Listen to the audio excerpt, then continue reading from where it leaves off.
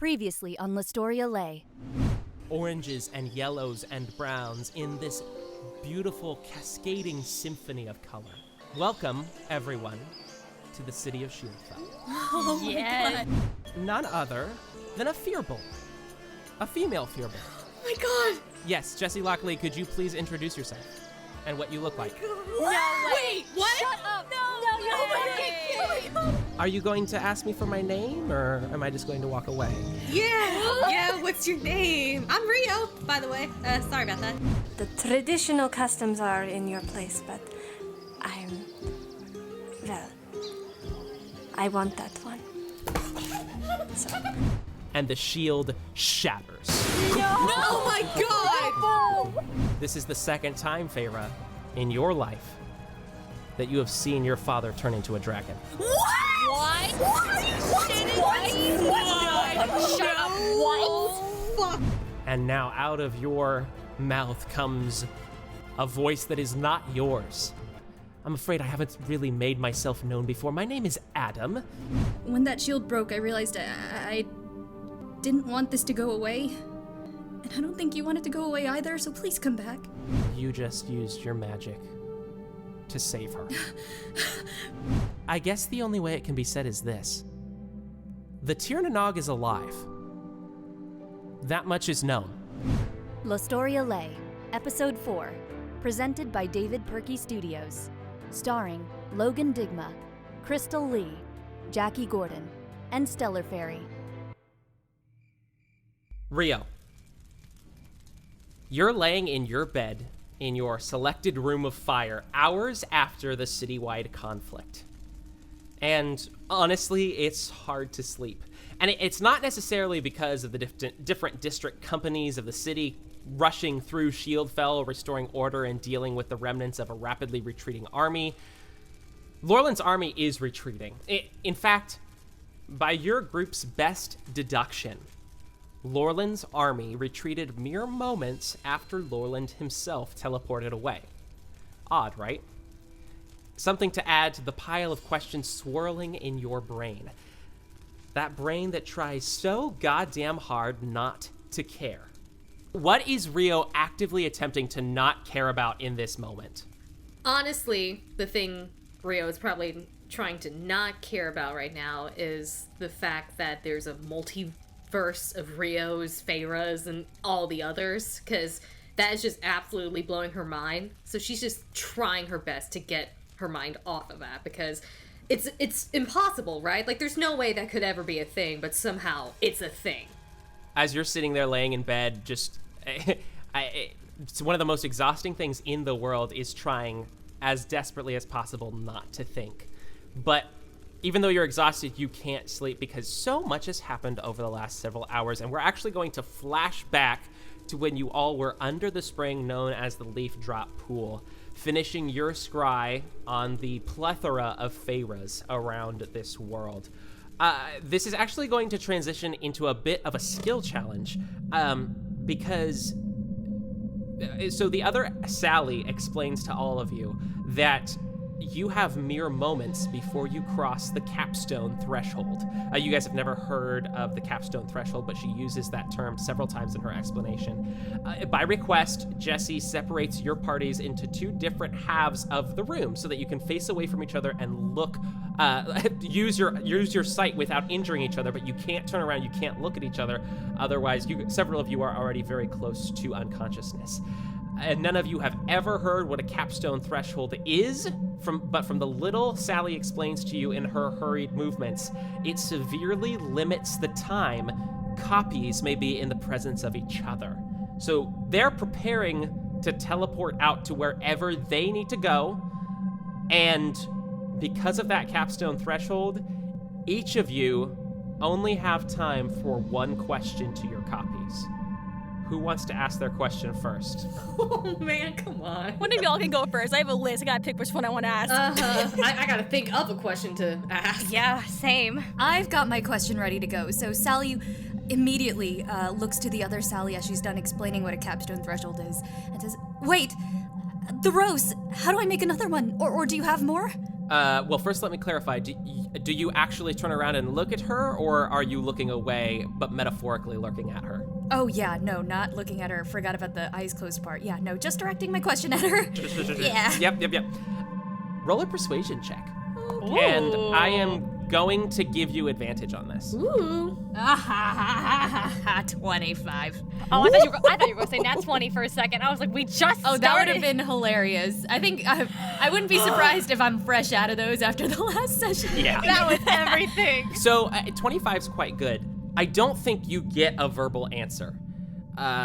From the sounds of it and Sally hurriedly explaining stuff, she's actually kind of an integral part of whatever teleportation is about to happen to take the copies away. However, I do think you receive a form of a message, but this message is very interesting. Typically, a message is something that comes into your mind telepathically. It transcends language. I think this particular thing is fascinating, though, because she actually sends you the blueprints of this rose that she made. Now, here's the caveat to that. With a 25 persuasion, she's giving you everything she has.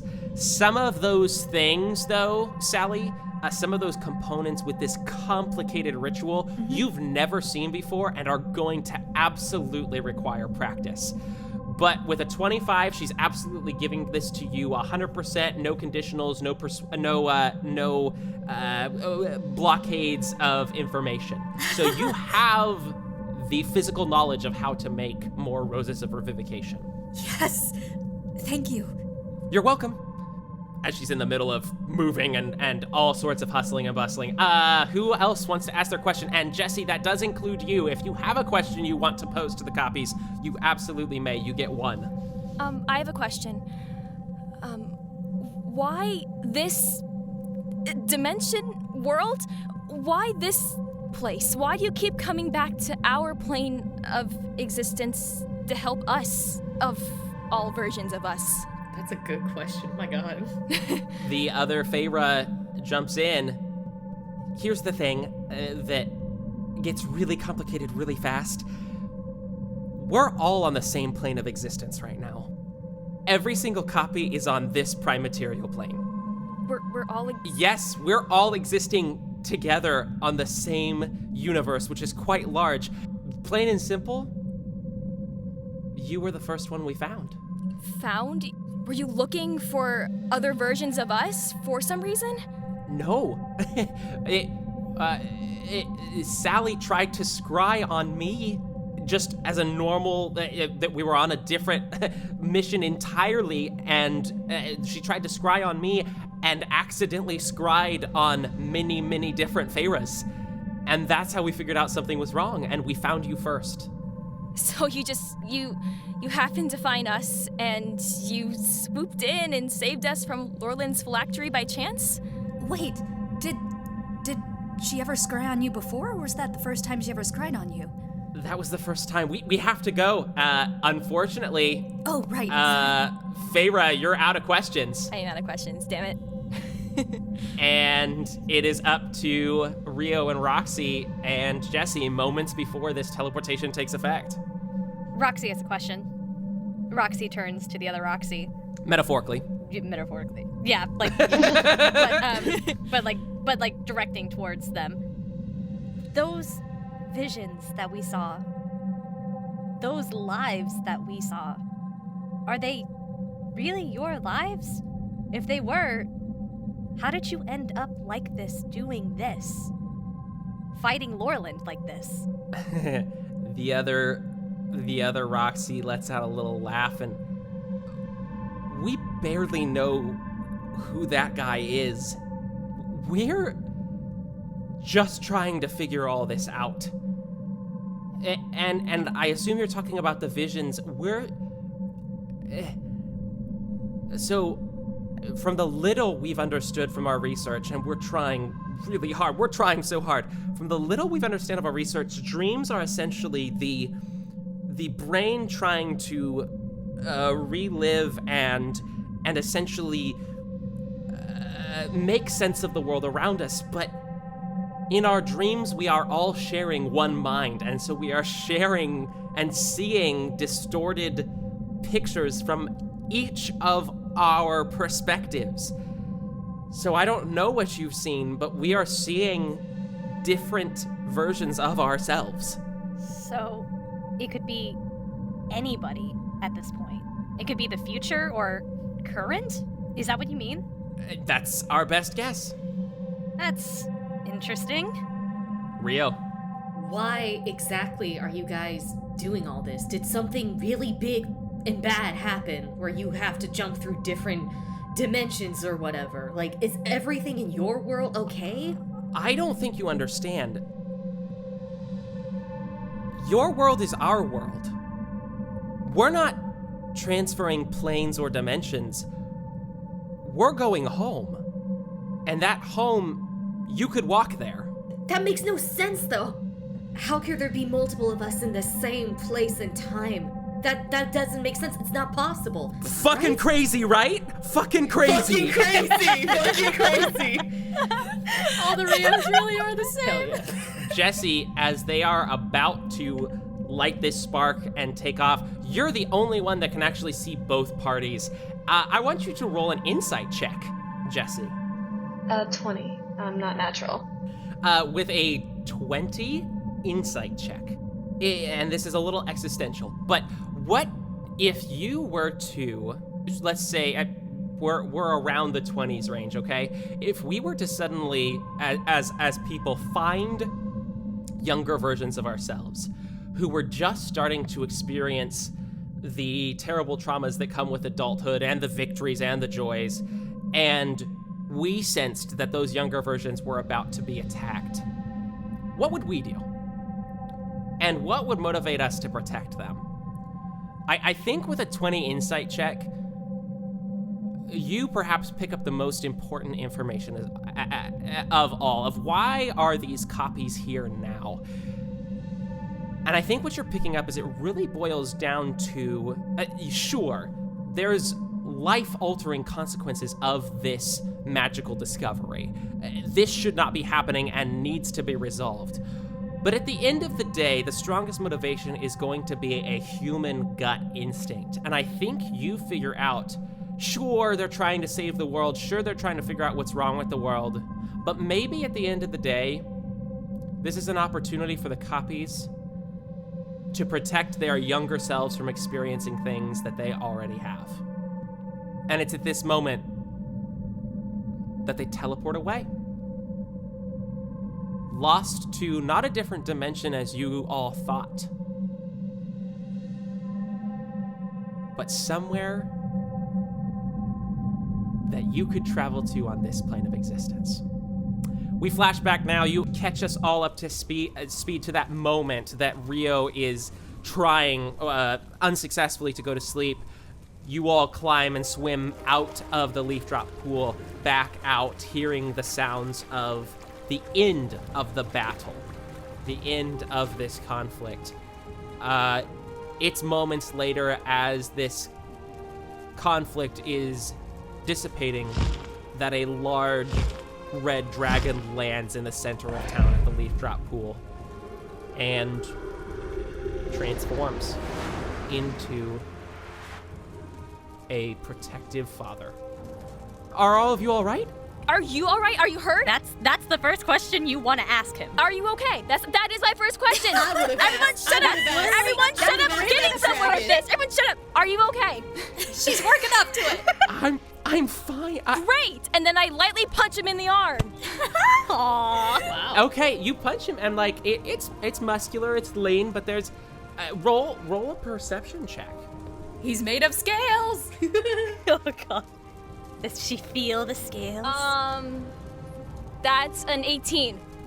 This is your dad. This is the person who picked you up, who carried you, as a little girl, didn't train with you because he didn't allow you to train officially, so very rarely did that, but did life with you, held your hand.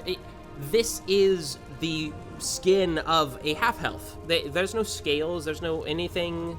It's just Alden. And he looks, I'd say with that perception check, you do notice there's a couple little cuts. Maybe a couple stray arrows that went flying across the dragon, but he looks fine. So, were you just never planning on talking about it to me? Did you think it would be better to modify my memory instead? I'll tell you what. Do you think that's what I would have wanted? I think I have hurt you in an unforgivable way, and I apologize for that. And I promise that you will have answers soon. But now is not the time, and I need to take care of my people. Can you accept that? Yes, that's fine. We'll talk later. Do what you have to do. Oof. Yikes. Yeah. I'm standing right here. You don't have to say it out loud. Look, okay, it's tense. We feel the energy. You beat around the bush, man. You're absolutely right. And listen, sometimes I'm wrong and I don't say it enough. You all need to go home, all right? Check on the triplets. Check on the triplets, make sure they're okay. And I'm going to real quick check on everything else, all right? I gotta check on Bud. And Bud. All right.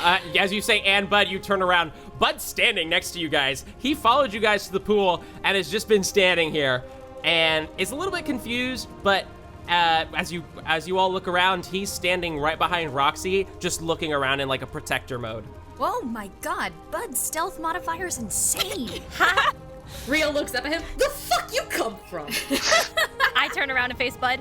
How do we never hear you leave? How? I'm smart. And I hug him. I'm just glad you're okay.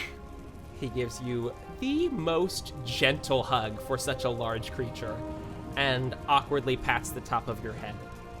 Come on, everybody. And he starts walking towards the home. I guess that's our cue to follow, and Rio follows right after him. Same with Roxie. Yeah, we gotta check on the kids. Let's go. Okay.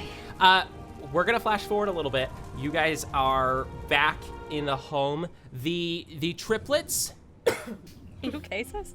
Yeah, there's just something in my throat. I'm so sorry. I thought you were choking on your drink. No. Roll initiative. Not again. The triplets are not in Feyre's room. Oh, they're dead, aren't they? It was the triplets were Lorland all along. I knew it. Okay. Roxie just stares down Sally and Rio. You two. What? They were sus, man. I'm just saying, have we ever seen them in the same place? They're not Lorland, they're not dead. Let's just check around the area first. All right. Rio just looks underneath the pillow on one of the beds. They're not here. Great observation skills, Rio. As you say that, Rio, Oh no. you hear, "Sneak attack!" And from the rafters above the bed, three goblin triplets drop on top of Rio and start trying to tickle her. Roll for initiative. Oh my god. Oh my god. All of us? No, me, because they attacking me. No, I was afraid we were all gonna have to save you. Where's my stats? Okay, initiative. That was an add 1. Oh, man. Rio, you, the mighty warrior, the pride of the monastery, begin giggling hysterically as three tiny little goblin children all roll a better initiative than you and begin tickling your feet and your tummy and your neck and immediately get you to giggle in the most unreal-like fashion imaginable. How do you respond? So you just hear Rio go. Aww, this is so cute. How do you respond? Okay, Rio is just exhausted because I know I gained up HP after the last session, but I am mentally exhausted and I do not want to move my body. So Rio is just gonna let them do whatever the fuck they want. She's tired. I'm tired. Okay. Eventually, if you just, collapse into a puddle of giggling and laughing, I think this is the first time you all see, and maybe, Rio, the first time in a very long time, that you find three children having exhausted themselves and had a very stressful evening, they cuddle up next to you and begin just talking to you, asking what all the noise is about. They had no idea that there was an attack. They thought it was maybe a party. Do you tell them? Great. Yeah, Rio's gonna be straight up fucking honest with these kids. Okay. So you see, kids, it wasn't a party. There were people dying. No. Oh no. Yeah. Oh, the big burial wall, it got torn down, so we're kind of screwed. Oh. Did you kill anybody, Miss Rio? I wish. This dude was a jerk. He would not let me land a punch on him. Oh, man. I almost died, though. Oh, cool. Yeah, that was not fun. I don't recommend it. You guys live your life. Don't be like me. Yeah, for sure. Did you bring us back any gifts while you were fighting? And I imagine the arrow was still in Rio's arm the whole time, so she plucks it out of her arm. You want this arrow? Yeah! But I want it too, but I want it! And they all start fighting over the arrow. I'm like, I was gonna snap it in thirds, but you know what? I'll let them fight each other on that. I love these three so Let me just roll for that real quick. Looks like Laugh wins. So Laugh gets the arrow. It's a little broken, so it is broken into 3 pieces, but the most prized possession is the arrowhead. So Laugh gets the arrowhead. And they all, having completed this complicated negotiation ritual, immediately curl up on Feyre's bed and go to sleep. Aww.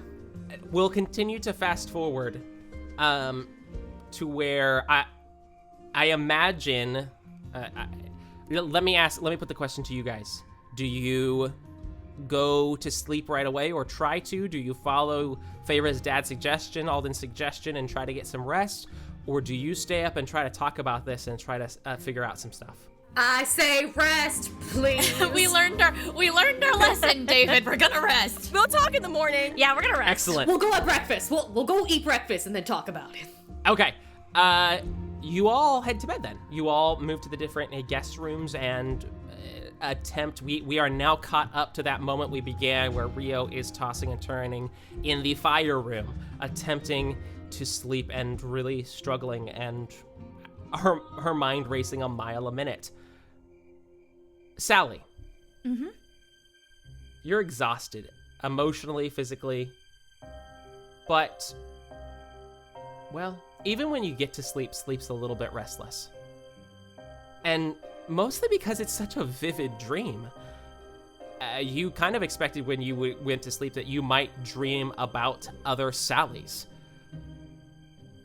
This one seems to be just you flying. There's a pine forest and mountains and oceans that you're just sailing through, and it's gorgeous but cold, very cold. And then eventually your flight lands at this tall cliff face, beyond which you can see an Arctic stretch of ice. I think your vision pans to the left a little bit, and you notice that there, from whatever perspective you're in, you see someone else standing next to you. Roll a perception check. Ooh, that's a big 3. Off to your left, there's a shape. There's a humanoid shape.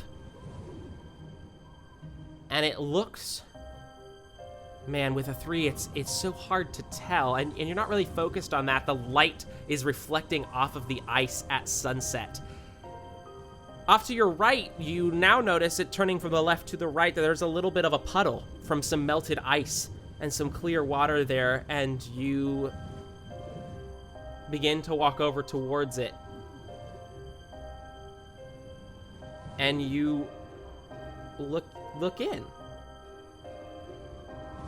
expecting to see your face. But inside the pool, Sally, the deep sunken eyes of Lorland stare back at you.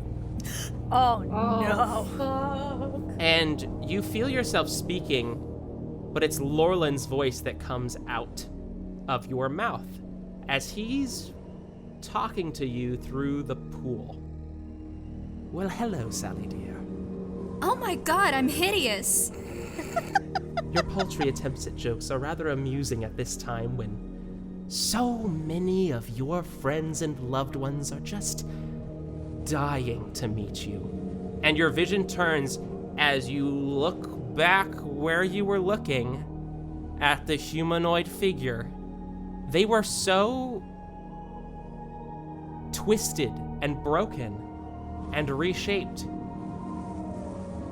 that you failed to recognize the dead, zombified body of Caleb staring back at you. Hold the fuck on. Fuck! And you wake up in a cold sweat. I look in the mirror immediately. You run over and look, and it's your face. Yeah, a very sweaty, very dirty from a battle none of you washed off, so there's just mud and water and sweat and a little bit of fire stains.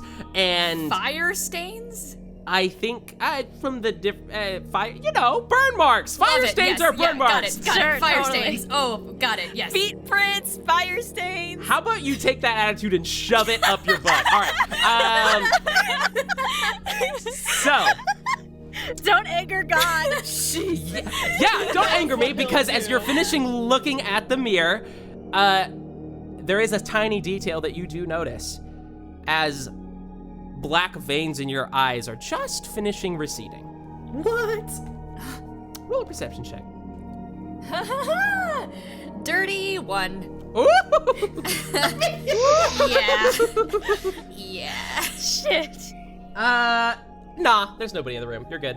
Oh, great. Okay, I am going to splash my face with some water and I toss and turn a bit. I don't know if I can go back to sleep. If I can't, I'll summon a dire wolf and just have it by my bedside and try to sleep again. Summoning a dire wolf is such a goth kid thing to say, and I am here for it. Okay.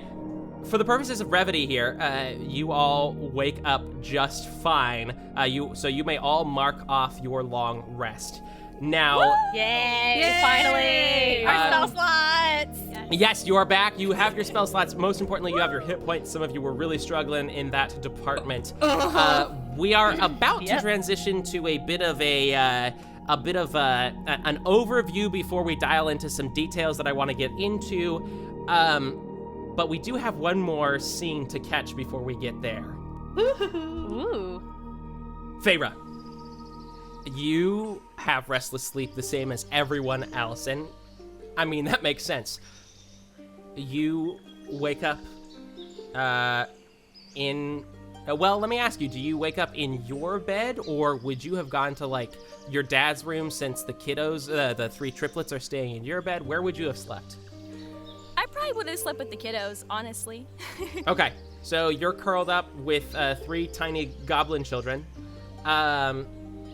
As you start to wake up and rub the sleep out of your eyes, Shieldfell is busy. There is commotion, but it's calmer. It's more peaceful. The birds are chirping again. And seated in a chair about 6 feet away from you, Alden is just sitting and watching. Oh. Hi, how long have you been here? Just long enough that, like, my lower back really hurts. Oh, okay. How are you doing, considering everything that's transpired over the last 24 hours? You know, as well as can be expected.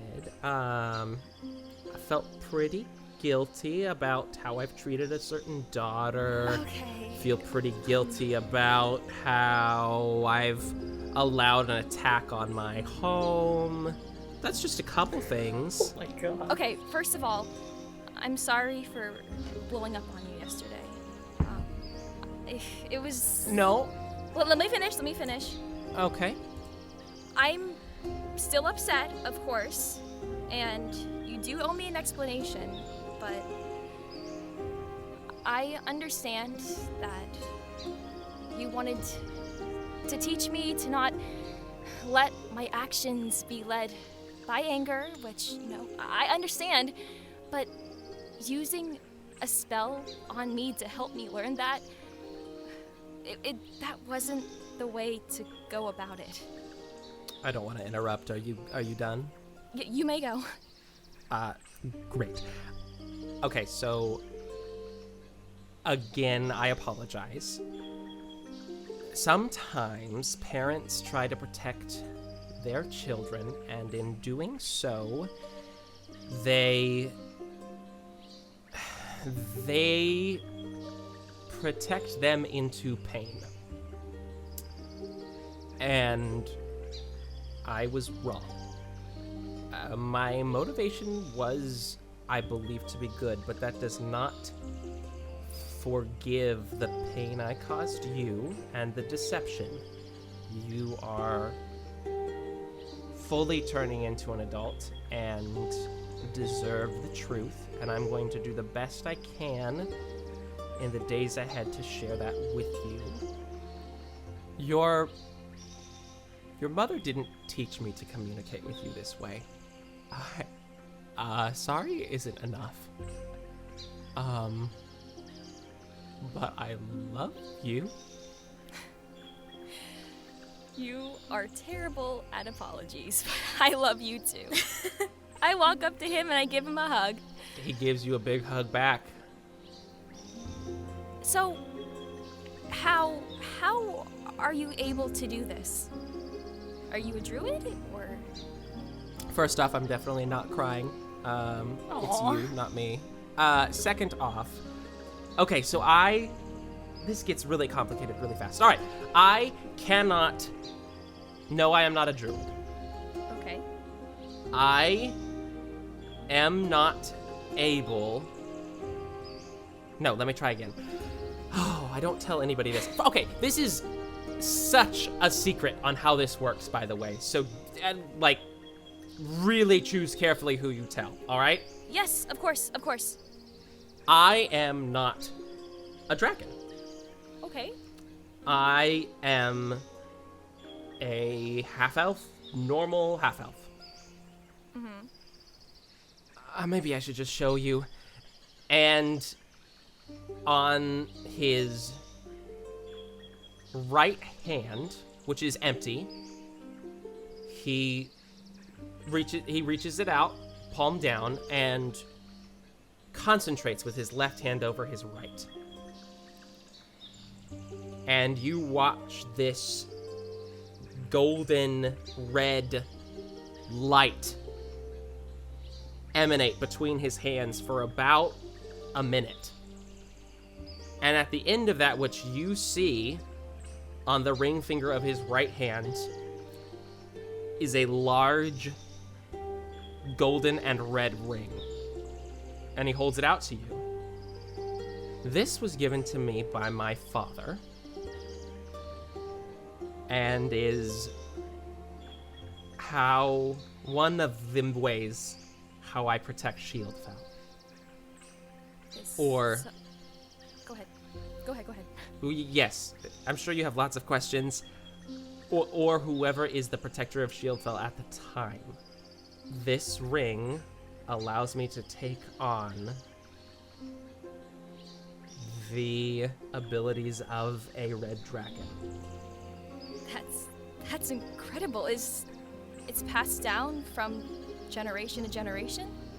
More like I guilted my father into giving it to me, but sure.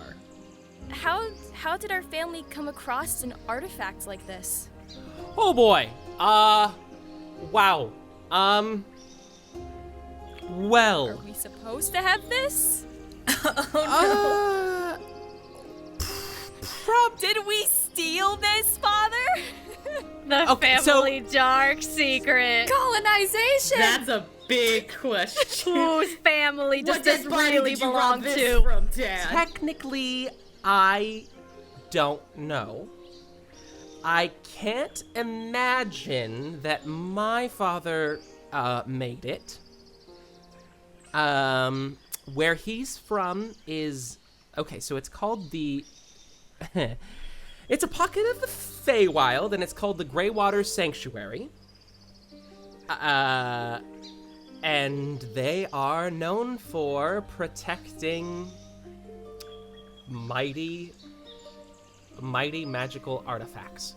And we're assuming we somehow got our hands on this ring from said location? I kind of just showed up to my dad and said, hey, I need the ring. And then he gave it to me. That was kind of the whole conversation. He just gave you the ring? Believe it or not, our family has a great history of loving our children even if we don't show it very well. It's just hard to believe we have such a powerful ring in our possession and we don't really know how we got it. Let's be clear, my father, also known as your grandfather, has been living, I'm pretty sure, since like the beginning of the world. So he's powerful enough on his own. Say that again. Say that again. He's been living since the beginning. Okay, what else do I need to know about our family that I don't know yet? Okay, okay, where do you want me to start with the ring? Do you want me to start with your grandfather? Where do you want me to start? Let's start with your father, my grandfather. I think that'd be a great start. Great. His name's Thequinol. Not at all spelled like you would think it is. And he is an archdruid. He is the clan leader of a closed community in a pocket plane of the Feywild. I don't see him very often. Yep. And he had the ring. He gave ring to you. All right. Yes. So the Greywater Sanctuary is known for protecting magical artifacts. That was one of the few very powerful magical artifacts that he used to wear. I came to Shieldfell and was elected the leader, and then I was like, hey, Dad, I need the ring. And then he gave you the ring, and then here we are. Yep. There definitely wasn't any emotional guilting about how he wasn't there for me as a kid, therefore he needed to be there for me now, and so I deserve the ring. There was none of that. It was just a clear, hey, I need the ring, and then he gave me the ring. Oh! That's awful. I am so sorry. On the topic of the ring, how often can you do that? Like, can you do it whenever you want? Or is there like limitations on it? Once a day for an hour. It's very specific. Most magical items are. I appreciate you telling me. The first thought that came to my head was you were secretly half dragon, so that checks that off the list. That would be wild. I almost swore in front of you. You haven't sworn. I never know what to do. Do you like swearing? Should I swear in front of you now? That's up to you. I don't mind myself. I may or may not swear from time to time. Listen, that's fucking fine. Fucking hell, great, all right. What other questions do you have? On a more serious note, speaking of artifacts and being upfront with each other, I think there's something I should tell you as well. Okay. Feyre takes the periaptive wound closure that's around her neck, and just wait, if I take off an artifact, do I lose attunement to it? As long as you put it back on pretty quickly, I think you're gonna be okay. Okay, I take it off my neck and I just hold it out and I show it to him. Oh. Do you remember Jorla? Yes. Is Jorla all right? Oh no. Oh no. So when I first left looking for you and we came across the Norn Fair, Jorla was working at the fair as at Appleglow's Tavern, and she gave me this amulet, this periaptive wound closure, and when we got to the circus tent, when we first encountered Orland, Jorla was there, and she sacrificed herself to save me. And I think you should know, since you two were friends. Thank you for telling me. I'm sorry, by the way. Oh, it's okay. Shieldfell is still largely safe. There were minimal casualties. And you're safe, which is ultimately what matters most for me. And I'm hungry. Are you hungry? Yeah, I'm famished. Yep. That's such a great transition. Yes, let's go get some Let's breakfast. get some food. And you guys have, it's a little awkward for a little bit, but you go and get some breakfast, and I think this is the great transition point to, so there are going to be moments that we highlight throughout the next week or two in Shieldfell. There are certain moments I want to roleplay, but there are also some mechanical things, some shopping, some different places that you guys have indicated you want to visit. I want to go through, especially a couple of you have some detailed lists. I just want to give everybody opportunity to do some of those more mechanical things that we don't necessarily have to roleplay. Is there anybody particularly that wants to start first on these lists? One of y'all can go first. I just took up so much time. Go ahead. Chirp, chirp, chirp. Crickets Why does this just all playing feel like right now. performance anxiety, y'all? Why? Why does no one want to go first? I'm good. I mean, Someone I can can before go. me. I feel mean, bad. I know. I can. I just two of the people I want to talk to are just said that they don't want to go. I mean, okay, you know what? Oh, Roxie goes. Roxie, I choose you. I was gonna say that is literally the noise Roxie would make out of a Pokeball. Roxie, what mechanically, what are you doing? What are you trying to improve? I'm gonna learn how to use that magic flute if I can. Ooh, yes. Okay. Would you, so you're gonna attune to it, which is great. Let me just kind of ask this for flavor.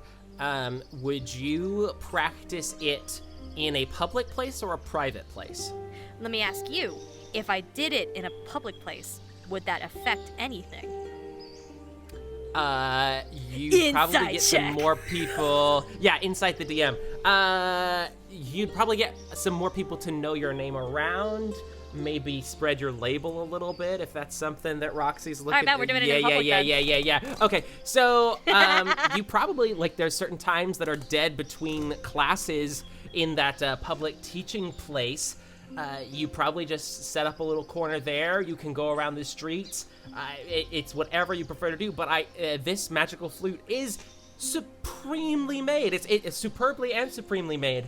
It is a piece of beautiful, beautiful art and made with love from a pal. So you may attune to and add to your inventory a +1 magical flute.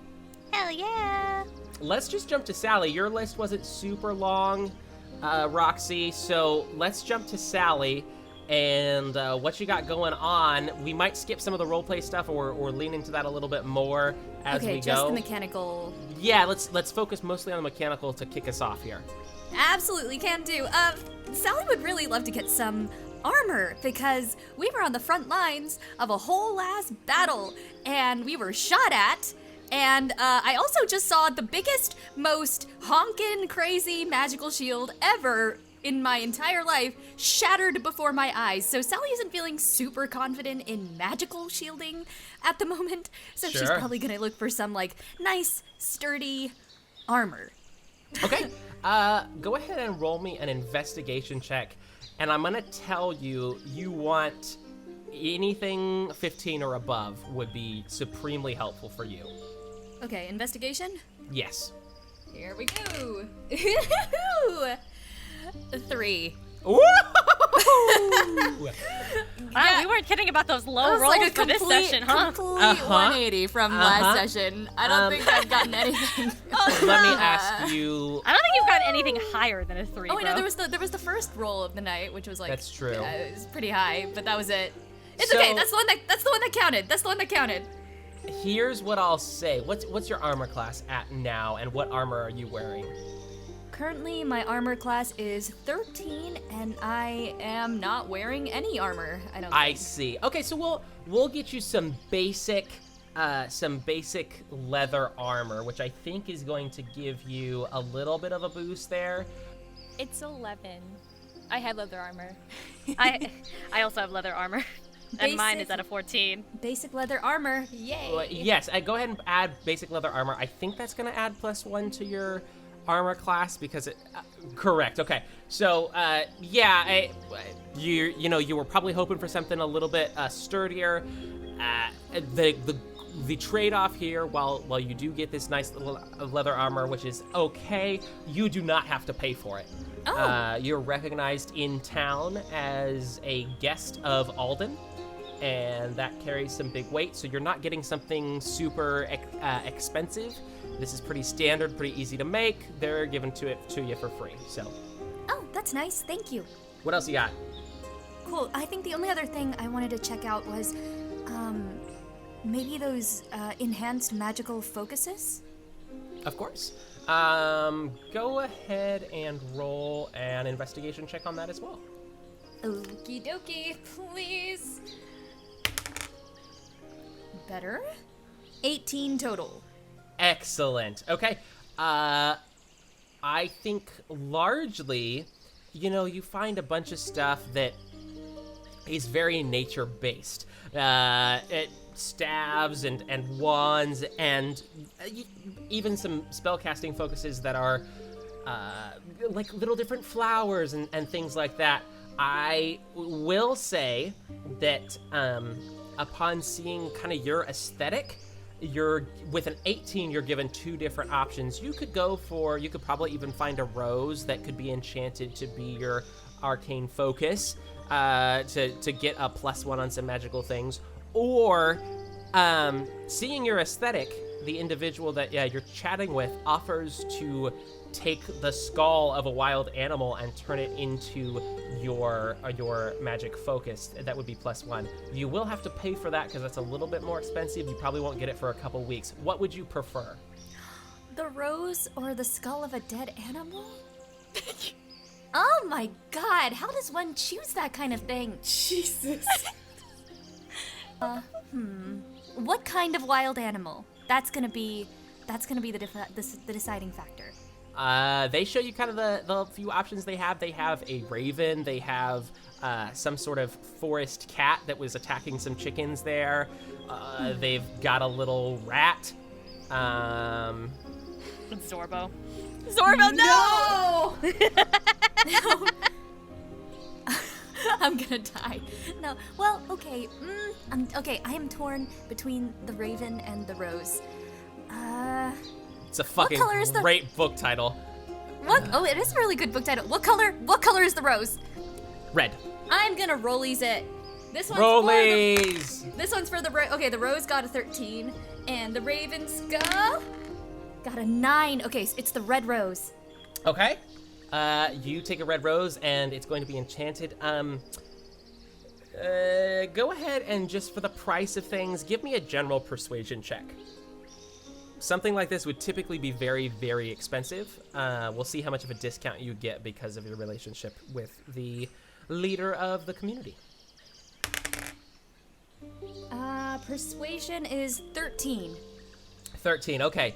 Typically something like this would go for about 1,000 gold for a +1 magic item. Oh shit! Oh my god. Magical items are few and far between. They are going to give you, it is Shieldfell. It doesn't offer, there isn't a lot of coin exchange, but you don't have any, occupation or trade for which to trade. They're going to go ahead and give it to you for a very steep 50% discount. You only have to pay 500 gold for this magic item. Done? Okay, mark off 500 gold from your equipment. And you now can attune to a +1 magical rose that is enchanted not to break and be a +1 spellcasting focus. How the heck? Where'd you get all that gold, Crystal? I have a question. Where's the gold coming from? I have 10. I have 25. Oh, how does the bard have more than you? I have 20. How's the monk? Wait, how's the monk David? have 25? Oh, wait, no, I don't remember David, now. how much gold did I have to start with? Okay, good, because I remember we said, you know what, yeah, just message me. I want money. So I have messaged Sally her money that she had. Do you have any mechanical things else that you would like to focus on, Sally? No, I think that's it for now. Besides some, a certain practice thing, but that'll take some time, I think. So, move Great. on for me. But let's actually do that, because that's a nice separate thing by itself. I assume you're talking about the spell you said you wanted to practice. Yeah, I Okay. haven't, so Sally hasn't stopped thinking about the revival. All of those threads of white light that came out of everyone and went into other Feyre, I don't understand what it was, but if I can figure out how to channel that, maybe I can pull it off again, in case the worst happens, again, because Lorland is still out there. I'm going to try First, I'm gonna try and find somewhere more secluded to try and practice, and I'm gonna try and draw some of that. I'm going to tentatively call it like life strands from the surrounding plant life. Love that. Go ahead. So there's plenty of secluded gardens, and fascinating thing about Shieldfell, which is a very fascinating community. There are many gardens, public and private. The private gardens, there are no fences, so everyone is welcome into everyone's backyard. Everyone is welcome into each other's gardens. Everybody's going to be respectful of each other's space. And so why would you not welcome people to admire the beautiful things you care about? So you make your way into one of the more private, large gardens, and go ahead and just give me... I want a series of Arcana checks, and you're gonna want 4 successes before 2 failures. Okay. And I'm gonna set. This is quite a spell you are trying to learn. I am going to set the DC at 16. Okay, great. Natural 20! Oh my I knew it was gonna happen. There it is. That will count as 2 successes. Go ahead and roll again. Bless. Okay. Fuck yeah. Oh, Back at it again. All right. Next one is a 21 total. 3rd success. Oh my god. Okay, I don't want to jinx it, but okay, 3rd roll. Hey, 7. 1 failure. We are now at 3 successes and 1 failure. The next roll decides it. Oh, come on. Okay, come on. 15. No! Heartbreaking. Oh, just damn it! Oh, wait, no, wait, no! I was looking at the wrong, I'm so sorry. I was looking at the wrong thing, because, I'm sorry. It's, oh god, this sounds like Crystal is absolute horseshit. panicking. No, I'm sorry, I'm losing my mind. It's, Arcana's a +5 and I rolled a 12, but I was looking at my acrobatics, which is a +3. Woof. It's okay, So- I'm a banker, I don't know how to do math either. No, so I rolled it's a 17! 17 is a success. Let's Oh, go. thank God. Let's go. Ooh. Immediately, Sally, you're gonna do this on your own time. We don't need to necessarily roleplay this, but you may add to your list of spells the spell we talked about, which you can reveal or not reveal, up to you. Not yet. I will, but thank you. I will add it. Great. Yes. Suspense. This is dope. Oh, we have Jessie and we have Rio. Mechanically, if people want to do anything. This is just me. But, I remember everyone else is like way higher in levels than me, so I kind of want to have like Rio kind of maybe like train a bit to kind of like up her level, because I am like really low here, and I don't know, because I am not very high on like key points or anything. I'm good with my inventory and everything else. I really don't need to buy anything, so yeah, if there's any way I can like get stronger. What level are you? I'm still at 6. I never leveled up after last time. You guys are like 9 or something. I'm at 8, if it makes you feel any better. See, that's what I'm saying. Well, roll better next time. Damn. Go ahead and would you want to accomplish that through meditation or through sparring and training with somebody else as perhaps a bit of a mentor? Ooh, that is a good one. I feel like just because of the absolute chaos we have been through in like the last like day or two or whatever, Rio definitely wants to collect her mind and calm herself. She's definitely going to want to do some meditation for this. Okay. Plenty of beautiful tree limbs from which to take a seat and just experience.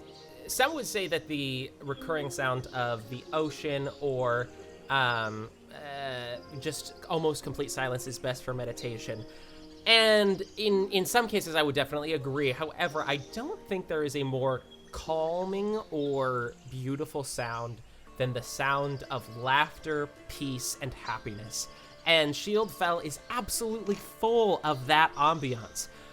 Go ahead and roll me a wisdom check.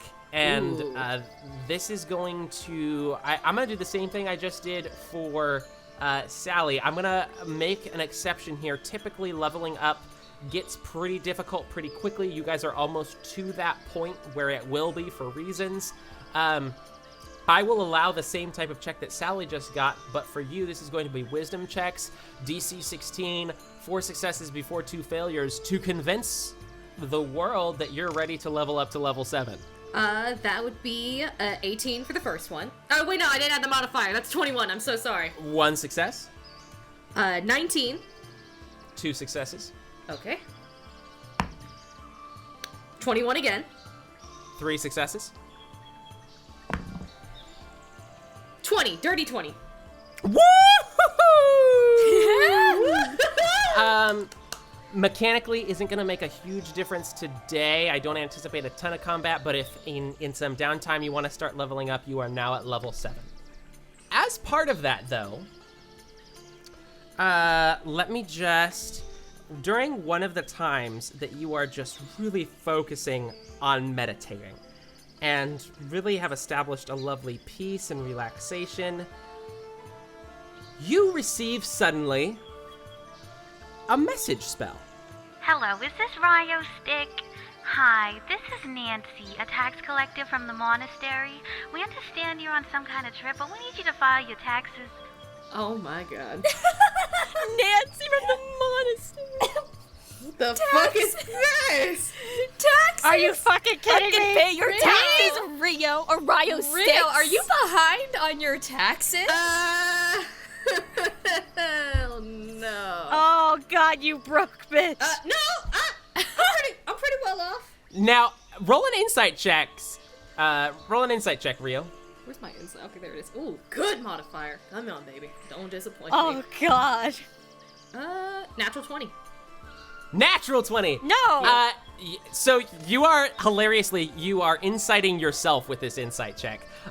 You don't fucking owe any taxes. You're a fucking student in a monastery.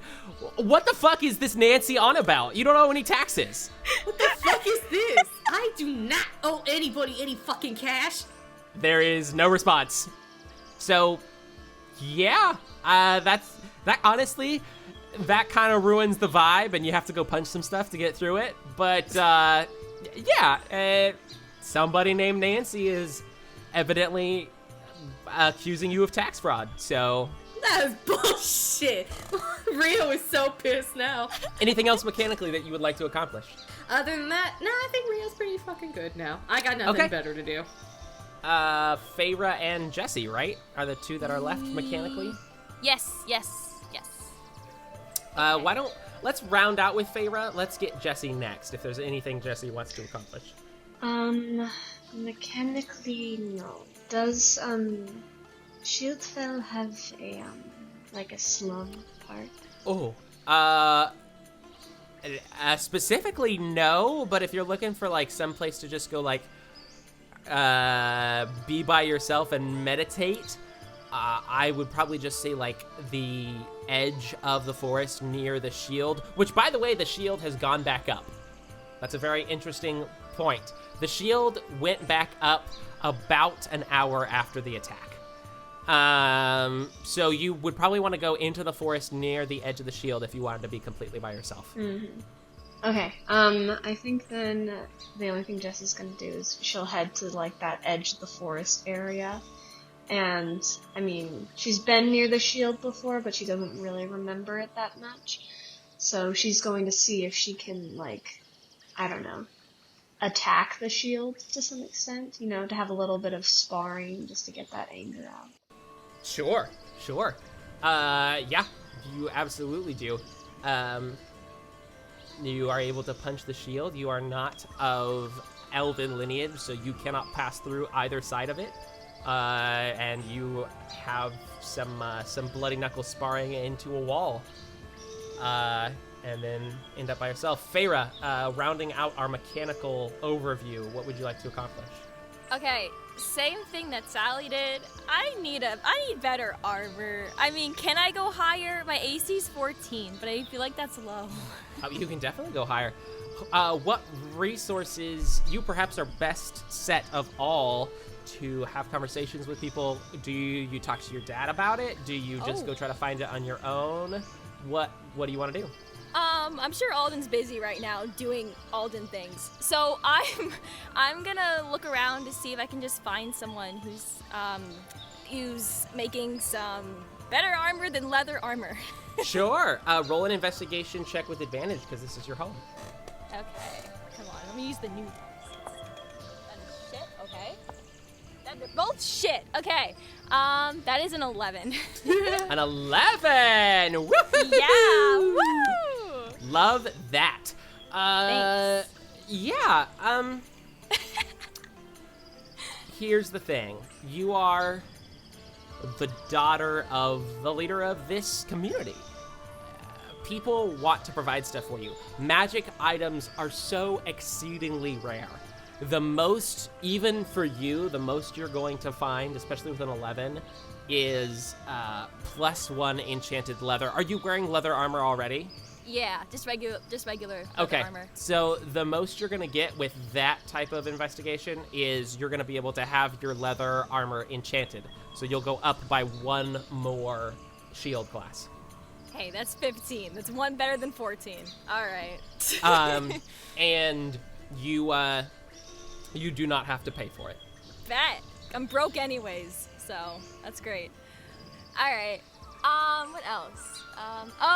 Healing potions. Damn it. We need healing potions. Sure. There is a lot of them were just used in the battle, so the cities run pretty low. Okay. Roll an investigation check for me. Do I get advantage on this one too? You do. Okay. I'm not using this dice. Fuck that dice. Who did this one? Fuck. Okay. Okay, that's better. Dirty 20. Dirty 20. Okay. Roll 2d4. That is a 7. You are able to scrounge together through favors, and I think a couple people ask you to give short messages to your dad when he's free. You're able to scrape together 7 healing potions for free. Again, there is no mercantile trade in this city. It is all individual vendors who are experts at what they do. So everything is a little bit limited in supply, but highly, highly well made. So these are actually, I'm correcting myself if I said something differently, but these are actually 7 greater healing potions. So they're a little bit better than your standard healing potion. Yay! Oh my god, we're less prone to dying now. Amazing. Okay. Yeah. I'll still do right. my best. No. Oh yeah. No. Well, we have 7 Way healing to potions go, now, Logan. so I'll spread it out to you guys later. All right, and then oh yes, correct me if this name is wrong. This is what I wrote down. It's called the Forest's Rainfire. That is correct. Yeah, I'm on Jeopardy right now.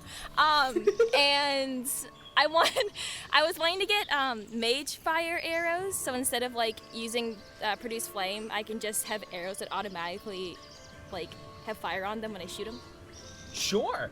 That's a pretty standard like enchantment that is encased in the arrows. Okay, so they only have a certain amount that they're able to acquire. Do you try to pull your dad into that to try and use his leverage to get you more, or do you just take what they readily give you? I don't want to strip them of their resources. They just got out of a war, so I'll just take what they give me. Okay, I'm gonna say they give you 40 mage fire arrows. Oh, it's more than what I thought. Okay. Resources. I also wanted to ask if they had acid arrows too? 20. And then finally, I'm almost done. Explosive arrows. They can just be natural instead of, they don't have to be a magic-based arrow. Oh. So I'll give you 20 of them. So that's it for like buying things. The only other thing was also what Sally was doing and trying to learn how to use like the artifact she was given. Feyre's never seen a revolver in her life before. She was handed it and she does not know what to do with it. All she knows is that it goes bang bang. Yeah, we're definitely role-playing this then. Okay. Do you go out by yourself? Do you try to use it on the archery range? Where are you heading? I want to be in a secluded area. I don't want to misfire and go a different direction. All right, you head out. Go ahead. As you're just looking at what we know as a revolver, but you know as this piece of metal, go ahead and just roll me a general intelligence check. Okay. Any activities that Logan is about to do or have our character do are not recommended at home. That's a 15. Okay. You, in your brief glimpses that were described to you, you saw that it has something to... Okay, you know which way to point the gun. Let's start there. Mm-hmm. With a 15, you know which way to point the gun. Great. Go ahead and just roll a d20 plus your dex modifier. You're not proficient with this weapon yet, so just d20 plus your dex. Ooh, dirty 20. Dirty 20, okay. You figure out that you can actually point it in the general direction and pull the trigger. The first time you pull the trigger, the gun with the recoil goes flying out of your hand. But you manage to not shoot yourself, and that is exciting. That is a start. That's an important start in everyone's journey. And don't shoot yourself with a gun. Don't start by shooting yourself. And I'll say with that and watching a branch fall out of a tree when you fire it, you understand the basic concept, and then you're able to prepare for it. Would you say that you are dedicated to practicing this every day while you're there? Whenever I get a chance to just be by myself and not put anyone else in danger as I'm trying to shoot this piece of metal out of a piece of metal. Okay, this project has begun. Let's put it that way. Firing a different item, you're used to ranged attacks. We'll revisit it and see how it goes. And but you have started the process, which is much needed. All right, great. I can now hold a gun. And that is everything that I had planned to do. Excellent. Let's go. Time's gonna get a little wibbly wobbly here. Let's a couple nights into your all time here since the attack. Rio, you are heading into your room exhausted, and you just watch Jessie come back. Nobody's really known where Jessie's gone. Jessie just walks into her room a little dejected. Would you do anything about it or let her keep avoiding everyone? Hell no, I'm gonna grab her attention and confront her. Hey, Jessie! What's wrong? You look all depressed. What do you mean? You just kinda look down, kinda making everyone else feel blue. You feeling alright? I mean, I'm not doing great, if that's what you're asking. Talk to me. You can lay it out on me. Well, I don't know, Rio.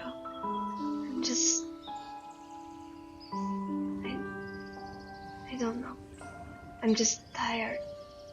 I'm tired of always trying so hard and thinking that finally I found something where I'm important and I matter. And then And then I don't. And I don't mean anything. You see Rio kind of like wrap her arms around her because like she was joking at first, but now she notices that Jessie feels like shit, so she's like kind of give her a quick hug as she's talking because she knows she needs it. Jessie's gonna kind of stiffen a little bit. How are your friends doing? I'm sorry for whatever role I've played and that's become of this place and you. And Rio kind of softens her face, kind of, like she drops the smile, not all the way, but just a little bit, and she looks at Jessie in the eye and she says, "You don't need to apologize. I'm sure no one holds anything against you. To be honest, I think we're all still kind of processing everything, so we're just kind of here, just doing our thing." Yeah. I'm still sorry. It's alright. I can't help but thinking of you wouldn't have even come here if it hadn't been for me. And I don't know, I never wanted this. I never wanted to put you in any position, or I don't know what I thought I was doing. Everyone makes mistakes, it's okay. I'm not mad at you. I can never be mad at you. Thank you, Rio. That means a lot, but, you know, I don't know if I can stay here, knowing what I've done to this place and who I've let in. Are you saying you want to leave? Where would you go? Rio, before I came to the monastery, I had a family, I had a home.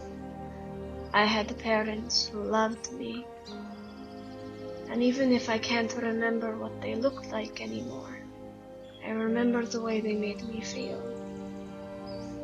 And I had a purpose. And when they died, I was brought to your home by people I thought were my friends, by people who couldn't take care of me because I was a burden. And then I grow up, and I think to myself that I am just another of 1,000, another of 100, just another person lost. And then someone comes to me, and they tell me, Rio, that I am important, that there is something about me that is worth keeping, worth using, that I am not a burden. And so I go, and I leave, and I find a place with people who are kind, who are interested in me, who look at me and who do not see another nameless child in the face of 100, who see someone special. And then I'm not. And I'm just a useless corpse for someone to inhabit before they can find something. And I wasn't important ever. And I was just easy. And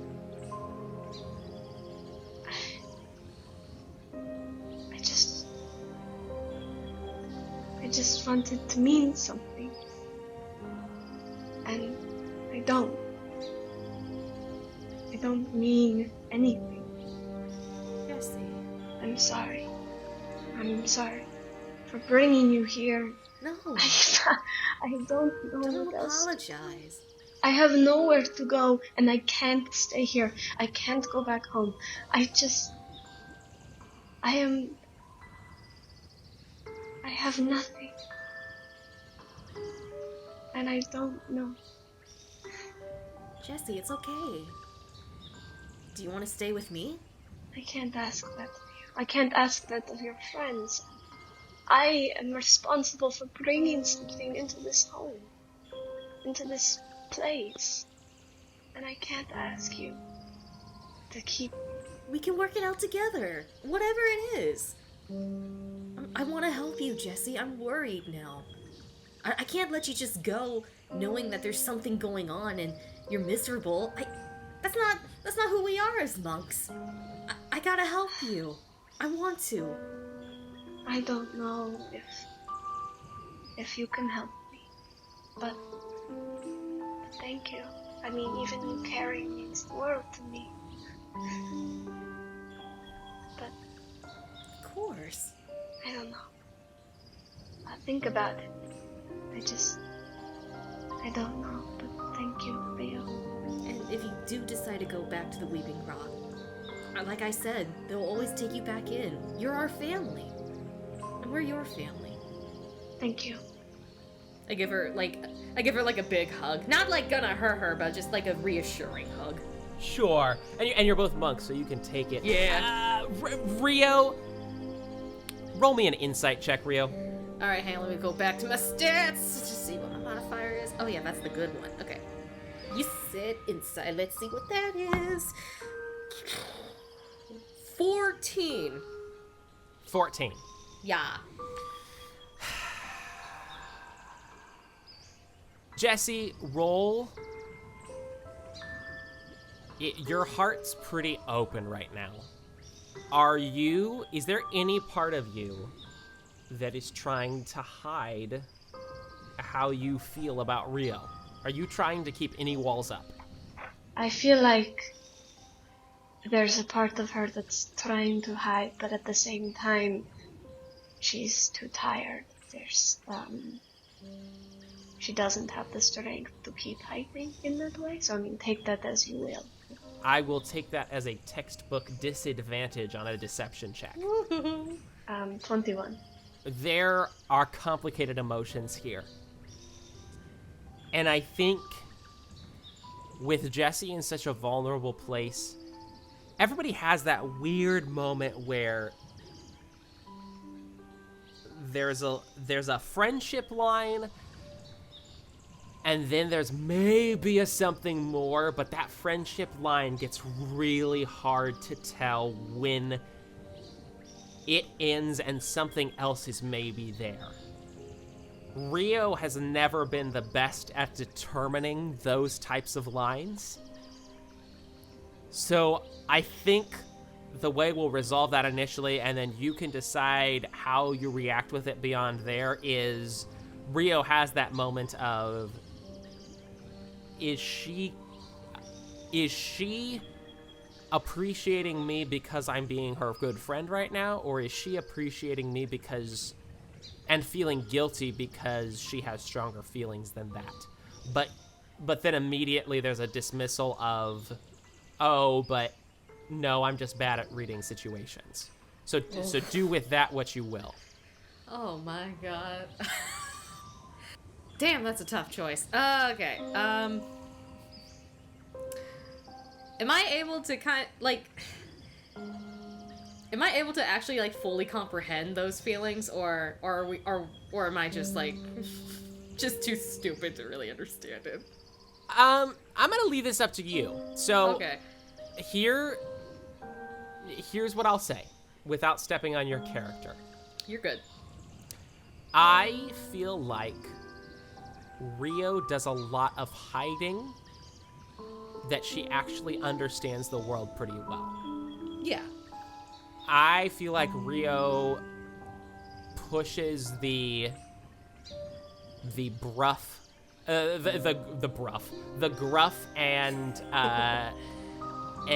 brooding and dismissive envelope more than she ever actually feels. In fact, she probably actually experiences the emotions of the world a lot stronger than most people, but would never admit that. Absolutely. Oh my god.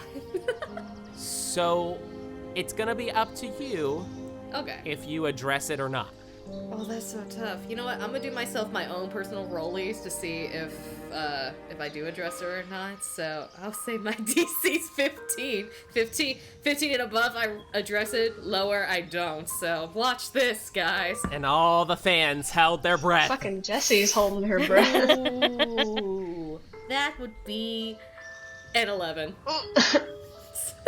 Rio definitely chooses not to address it because she knows there's just so much going on in Jessie's head, so she's just gonna keep her mouth shut. Sure. And I think this is the moment that you have done exactly what a friend would. You have provided comfort, you have provided advice. I think there's a little bit more of small talk, and you go your separate ways. I also think that Jessie was staying somewhere before everyone came, so I think she may be gathering her stuff and going back to the place she was living prior, instead of staying in the castle. Yeah. Okay. I gotta go back to the name of that really quick. The Maple's Embrace is where you were staying. So you gather up your stuff, probably when everybody else is asleep, move in there, back to your old room. And I'm gonna write Rio a letter that has the address, so she doesn't worry anymore. Okay. Now it comes to your responsibility in this tension that both of you feel and neither of you will acknowledge. Do you say anything about it in the letter? I'm just going to put the address down, and then I will say, meet me tomorrow, and I'll just put some the coordinates of where I was training today. Okay, so you give her the letter of where you're staying so she knows you're safe, and a place where the place that you have been training at the Shield of, hey, these are the trees you follow, this is how you get here. This is the little smooth stone. You turn left at the smooth stone. It's a pretty formation of trees. Brilliant. Let's come back to that. Because there has been, speaking of the the guilt and the grief that Jess is experiencing, this whole city has been through a lot. And not necessarily a lot that your characters would have to say, but I think it's a really beautiful and important thing to note of the city-wide funeral that takes place the day after the attack. In Shieldfell, when somebody passes, their body is interred in the earth, is cremated with spices and different plants that were important to that individual. And then a sapling is planted on top of their bodies to commemorate their passing, so that the families are able to have a place to come back and grieve.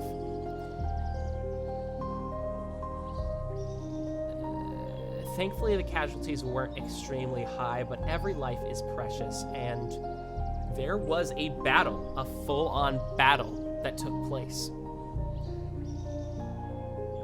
Once all the casualties are caught up, are counted up, about 100 people died in just this brief exchange. Oh my gosh. And Alden is an extremely respected leader, but it's not his might or the fact that everyone except Feyre knew that he was a dragon or had the capability to turn into one. I think here is where we really see why Alden is the leader. Each individual that's interred is planted in a giant circle around the city, near the shield itself, so that they can guard in their rest what they protected in life. The entire city walks to every single grave. Alden himself stands with the family members of those that passed, and at every single grave, Alden sheds real tears. Unashamedly. The individuals and citizens of Shieldfell all mourn together. There's a lot of cultures throughout time that believe a sign of strength is that you never cry. But I think in this moment, what gives Alden and his leaders and the families of those that pass the strength to lead is the ability to grieve and for their tears to fall. Alden, once he has walked along with all these graves, Feyre, you have always been close, near your father during this all. In fact, you've noticed that whether it's Alden or some guards, you really haven't had a lot of alone time. It seems that Alden has been taking particular care to keep an eye on you in one form or another. But as you're walking away from this entire evening of grieving, his arm goes around you. And I don't think he says anything. No, I don't say anything either. After all, in those moments, what needs to be said? Roxie, that night, as you're getting ready in your room to go to sleep, you hear a soft knock on your door. Who is it? Wait 1, wait 2. Brr. Roxie goes over to the door and opens it up. Hi, bud. Opening it up, you see Buddy, and he is wearing a vest that is too small for him, carrying a giant bouquet of field flowers that he has picked, and a large, really ugly packaged bag. What is this, bud? And he goes bright red with a blush. Roll an insight check for me. 23. 23. So you're pretty good at reading people's emotions. Bud is embarrassed in the way that a toddler gets embarrassed when he's doing something nice for somebody and suddenly becomes the center of attention. And it has to be confusion that runs across your face as the next words out of his mouth are, "Happy birthday!" Thank you? And Roxie mutters to herself, "It's not my birthday, though." You know that, and I know that, and the audience knows that, but our precious Buddy doesn't, and has decided that it's your birthday. And I will gladly entertain this, because this is the sweetest thing in the world. Now, you open the door thinking, he's going to come in and give me a gift, but he motions for you to follow him. And it's very early in the morning. We're talking like 3 o'clock in the morning. And you go down the tree, you make your way, start to walk outside of the village, and eventually get to this little tiny public garden. And you see waiting there a large circular stump with a tea table set out. Little tiny streamers hanging from different bushes. Buddy has, for whatever reason, made you a birthday tea party. You set this all up for me?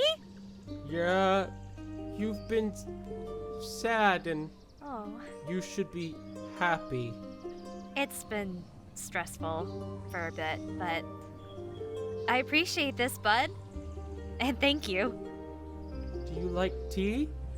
I do. Yes, I do. I've never done a birthday party.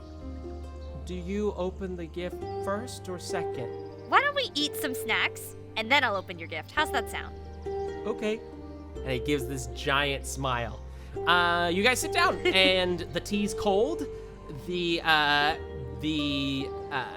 different snacks are phenomenal, but a little squished. It seems he bought them from somebody and then squished them on the way to transport them.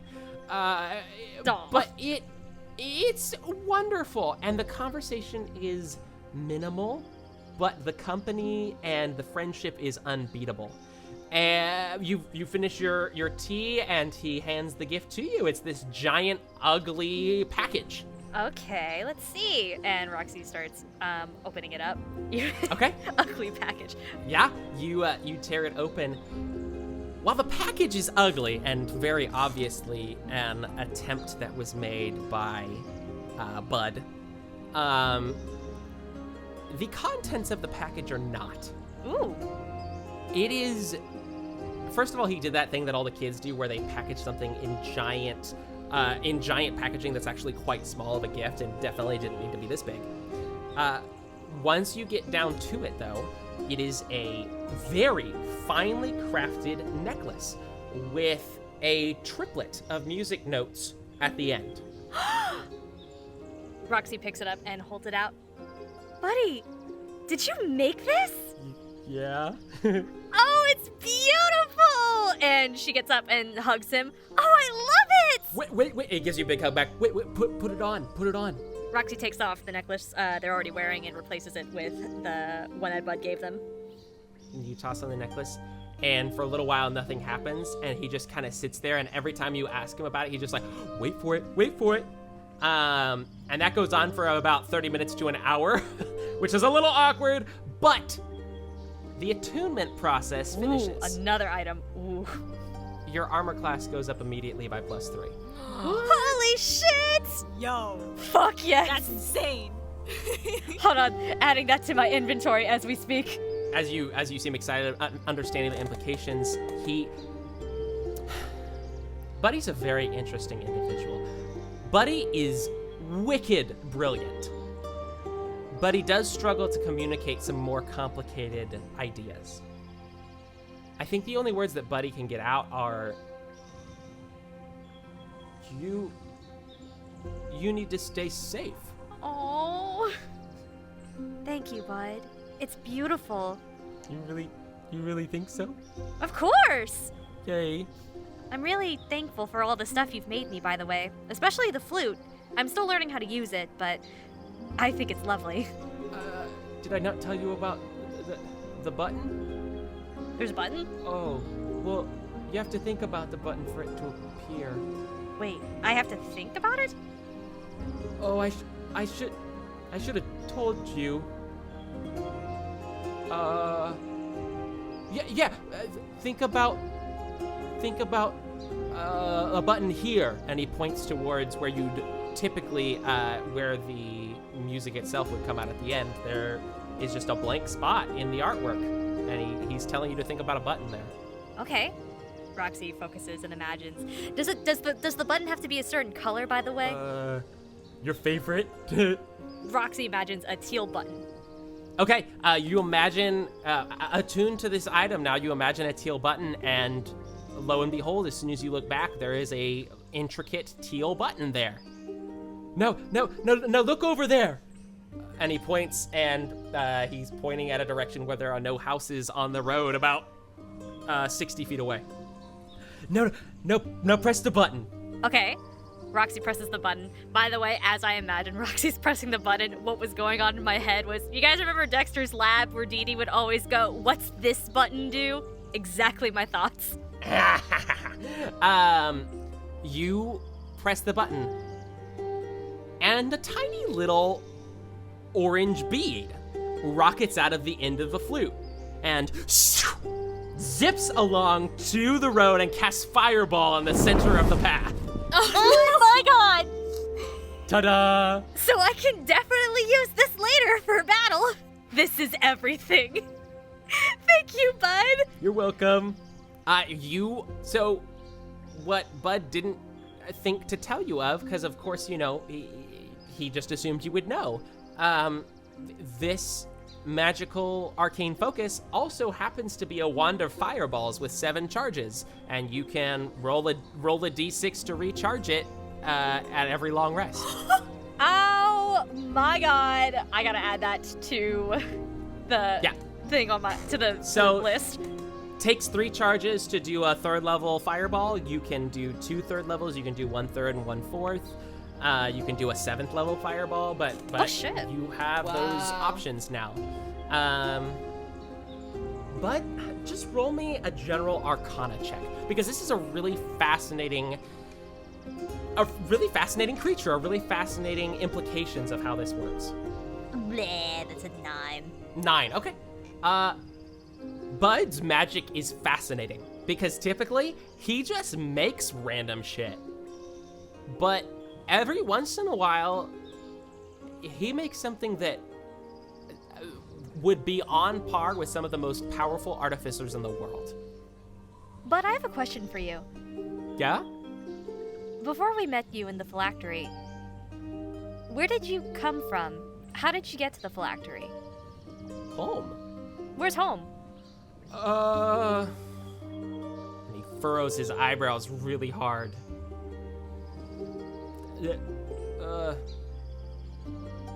Home. South? Is it far away? Far away? Oh, I think so. How long were you in the phylactery before we got there? Before we met you? A long time. Were you there long enough to know what Lorland has been planning or doing, or have you seen what else he's done? So that way we know what's gonna happen next, maybe?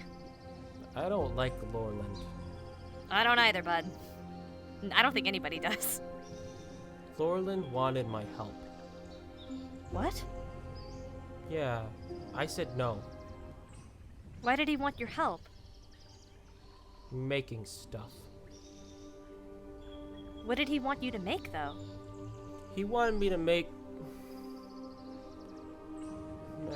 magic stuff. Magic stuff?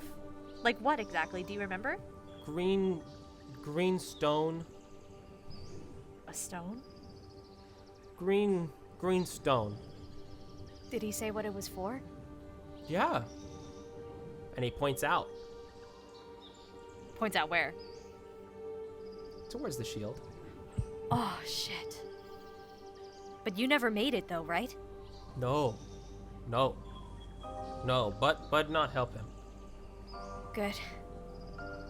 But did anyone else make it for him? Were there other people who could make stuff besides you, or were you the only one? Bud is good. Better than most. Oh yeah, I can agree. And I point to the necklace and the flute. Yay. I just wish we knew what else was gonna happen next, because I think I can speak for the rest of the girls. We're just all on edge, and it sucks. Especially with the shield falling. Because who knows if it'll happen again. Well, be safe. I keep you safe. And I'll keep you safe. And Roxie holds out their pinky to Bud. Let's make a bestie promise. We keep each other safe, and we'll also keep the girls safe. How's that sound? Oh, okay. And he mimics what you do and holds a pinky out. And the two of you pinky promise to keep each other and your friends safe. I think this is a great point to take a little breaky break. Welcome to Shieldfell, where the name could never possibly imply a contingency. As the daughter of Shieldfell's wonderful leader, allow me to give you the grand tour of this paradise getaway. From classes on healing, survival, wood-based craft, Shieldfell has it all. Looking for a place to just hang back and grab a couple of drinks? Check out the Silver Rain Tavern, which happens to be run by the lovely Allison with a C. Looking for something a bit more adventurous? How about trying out one of our fantastical escape rooms? Speaking of fantastical, we also have an enormous, powerful, fire-breathing red dragon! Who happens to be my dad. Oh, should I have not said that? Anyways, if you're looking for a place to kick back, relax, and maybe raise a family, Shieldfell is the right place for you. We're gonna pick up at a pretty fun spot because you all are, it has been practically ordered by Alden. Yes, there's attacks, and yes, you guys can help with the cleanup, and yes, you need to train for what's ahead, and you need to have conversations, but you also need to relax and let off some steam. So he has practically ordered you all to the bar that you guys first visited. when you were initially here, the Silver Rain Tavern with everyone's favorite character in the world, Allison. Oh boy. Yeah. Oh, here we go. Yes. So, Allison is here. Allison is flirting with all, except Rio, very specifically. What are we all drinking tonight? What are we in the mood for? Do you have a menu for the Silver Rain? Not Silver Rain, the tavern. They have a menu for it? Do you want to ask Allison what are the specials? Absolutely, I will ask Allison that. Okay. Well, there's the Silver Rain itself that is very, very strong. A couple of your friends tried it before. Yeah, after Rio last time, I think I'll pass on that. We also specialize in a bit of a fireball variation. That's something that we it's a mix between a fireball and an old-fashioned situation. That's a specialty house drink. We also have a red wine that is quite unrepeatable. I've never seen anybody else that is able to make it, but it is quite wonderful. Those are probably the house specials, but we can make whatever you are in the mood for. I will have a glass of that wine, actually. That sounds delightful. Make that too. Rio wants a fireball, so I'm gonna go with that. Okay. Oh, God. So the wine itself is fascinating because it has a lot of the flavor profiles of a red, but it is actually a bright, glowing gold. And it is the perfect mixture of spicy sweet. So some wines are too sweet, some are too spicy. This is right in the perfect middle, and it also has the magical but not statistical benefit of your mouth glows for 60 seconds after you take a drink. So, that's sick!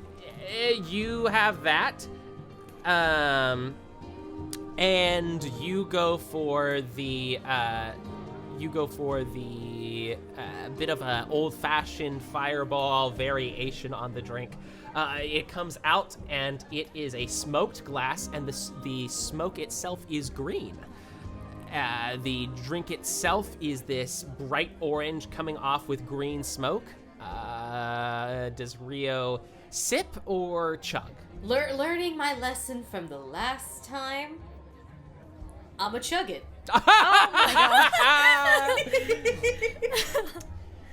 Roll a Constitution saving throw at advantage. With advantage? Sweet. Okay. Yes, this is not quite as strong as the Silver Rain, and you are quite used to alcohol. 16. 16. Great. So you, with a 16, you're handling it just fine.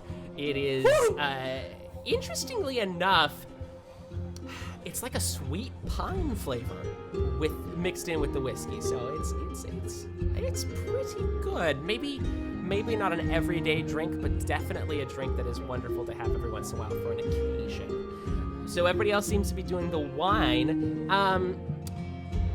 As you all are drinking, Jessie is there as well. You are all trying to relax. Something that not many people are able to comprehend until it happens to them, and hopefully not an experience that many in our audience can share, but when something severely traumatic happens to you that puts your personal safety at risk, there is a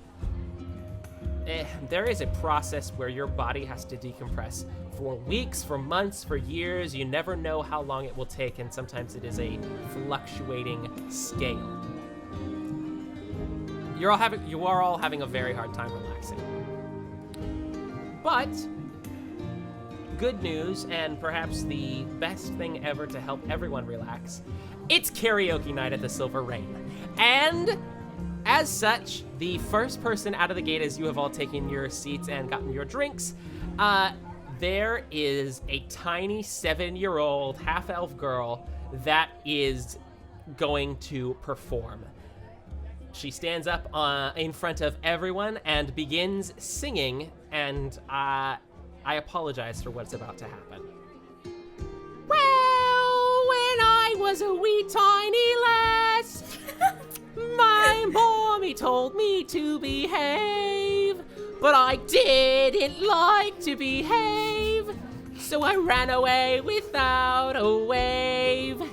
And I said goodbye, leave my old mum behind me without a wave, goodbye. And I said goodbye, I'm off on an adventure without a wave, goodbye. One day I'll grow and return to my mother, and she'll be so old and blind. And then maybe I'll stay and protect her, but for now I'm a menace, not kind. And she takes the largest bow.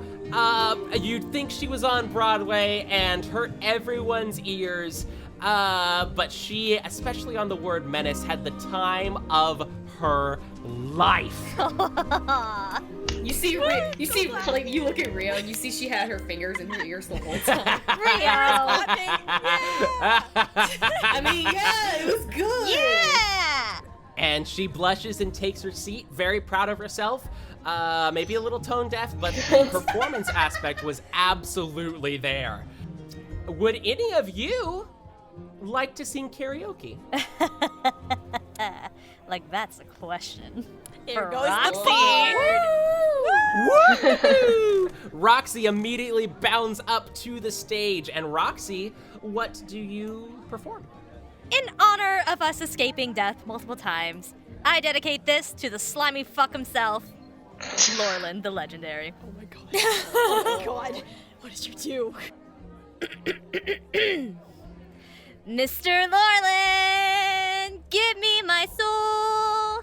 If you don't, I'm gonna kick in your skull. And not just me, but me and my team. Oh, I lost the lyrics.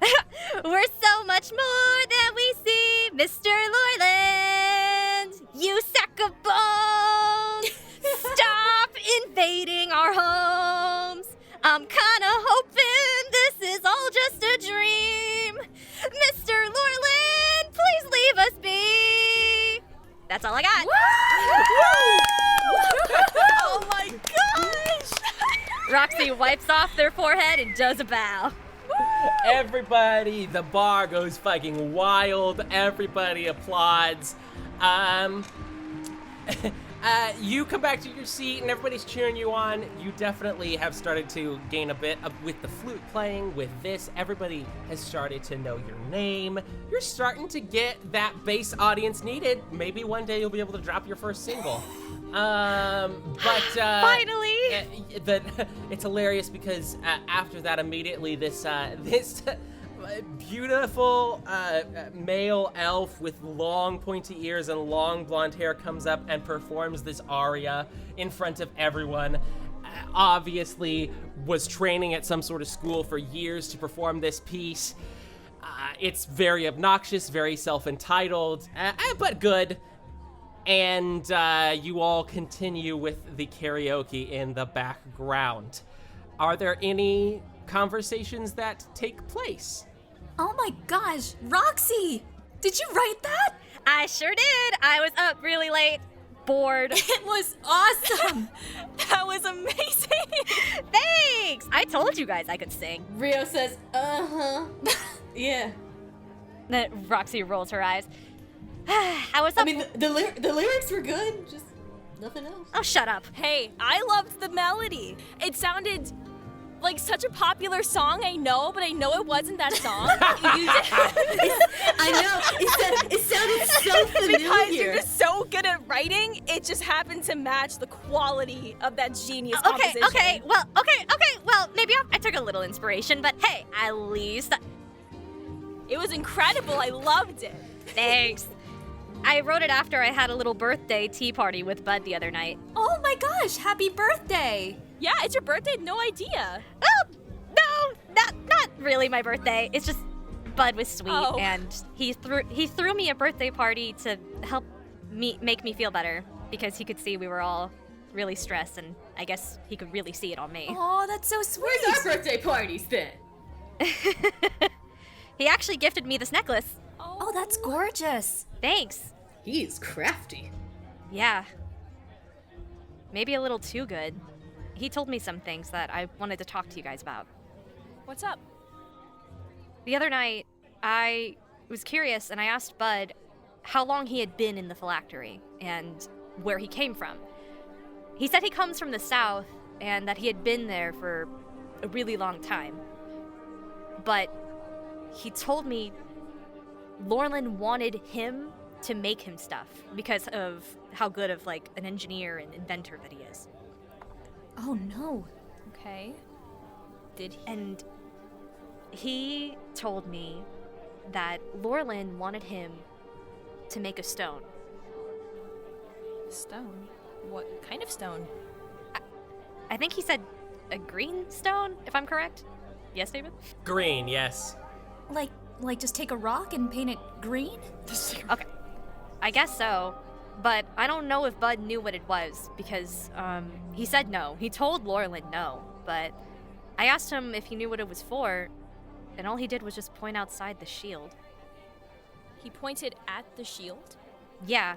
I don't know exactly what that meant, because of course Bud doesn't know, but I just wanted to let you guys in. My only...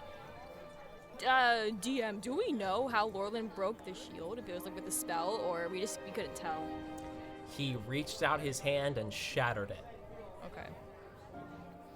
I mean, based on what we know, it's possible that this stone could be used, was used in a way to break the shield, or maybe it was made as a replica of the shield. He's trying to recreate the shield's power. I'm not really sure. Do we remember seeing any green stones when we were there? I don't remember seeing anything. Or on him? I guess not. Honestly, when I look back on it, it's mostly just a blur, because I just remember the shield cracking, then going in the water, and that's just all of a blur now. I wonder if anyone around Shieldfell would who maybe has experience with magical items or enchantments would have any knowledge on what a green stone would do in reference to the shield. I don't know if it's possible to recreate the shield. Through a stone. Didn't your father create the shield or contribute to making the shield? He did? Maybe we could ask him. Yes, he is in charge of... Yeah, okay, that is a great idea. Awesome. So we could definitely go ask him. We probably should, because we don't want that magic getting into the wrong hands again. Do you think he'll even answer us, though? I mean, not trying to diss on your dad, but, I mean, he is kind of secretive. I believe he'll tell us. I think he will. And before we go, I also have a gift for you guys as well. I went shopping today, and hold on, there's 4 of us that have 7 potions. Fuck. Wait, I gotta do math here. 2, 3, 4, 5. Okay. I have greater healing potions if anyone wants to keep any on themselves for future reference. Ooh, wow. Definitely. Absolutely. Yeah, we're gonna need that. Okay, do y'all just want 1 then, I guess, for now? If you need more, I'll give that more. should be okay. Okay, yeah, just add 1 then to your inventories. Thanks, Feyre. What is it again? Greater healing potion. So I'll take 4 and you all have 1 each for now. Bet. As you guys are saying this, a guard walks up to you from. Notice one of the government guards usually protects the district around the large tree that is the seat of the government. Walks up to you guys. Excuse me, I have a message from Miss Feyre if she's available. Yes. Well, what seems to be the issue? No issue at all. Your father is rather busy and regrets to inform you that he is not able to join you tonight as he initially hoped, but he has planned out a surprise event for you all. If you'd like to follow me, I will take you to where you are sure. going. Everyone have any other plans for the night? Not that I can think of. Nope. I can wait till later to do my thing. No insight checks on this card. We're just gonna follow. Oh, her. Actually, that's I really was gonna roll an inside check. I literally was about to say out loud. I was like, this man is sus. Roll insight check. 24 for Rio. I'm gonna message Stellar, because she will tie it up. Okay, bet. Roxie got an 8, so don't worry about them. I got a 5. Yeah. Oh shit. I got 21. Who got the 21? Yes. Yes is not a name! Oh, sorry. I'm Sally. Hi. You're good. I'm out of the Discord call, so I can't see who's talking. You're good. Oh. Okay. I have sent you your whispers, but publicly, not a threat. You get the information that you receive, and you all begin to follow this individual. And he leads you all to the shores of the forest, which, Feyre, you would know happens to be the place that hosts this realm's version of escape rooms and mini golf. Oh my gosh. Oh my gosh. Like I said, your father, Miss Feyre, wishes that he could join you all for the escape room he rented out. Unfortunately, he is busy with a commitment that came up, but he says for you all to have fun, and all the drinks at the bar here are on him, so order whatever you wish. Hell yeah. All right. Thank you. Escape rooms? Escape room. Oh my god, Crystal. Sorry, that's Crystal bleeding. Yes. Yes. You are handed off to the host, who is this, okay, so not to hate on escape room workers. Escape rooms are one of my favorite individuals. I do feel like I've met a lot of the exact same escape room workers. Maybe they all work for some sort of warlock deity, but they all seem to kind of act and look the same. And this one's no different. We've got a middle-aged individual who doesn't seem like they'll be very fun, but is actually very fun. Has all the right jokes at all the right places. Welcome, everyone!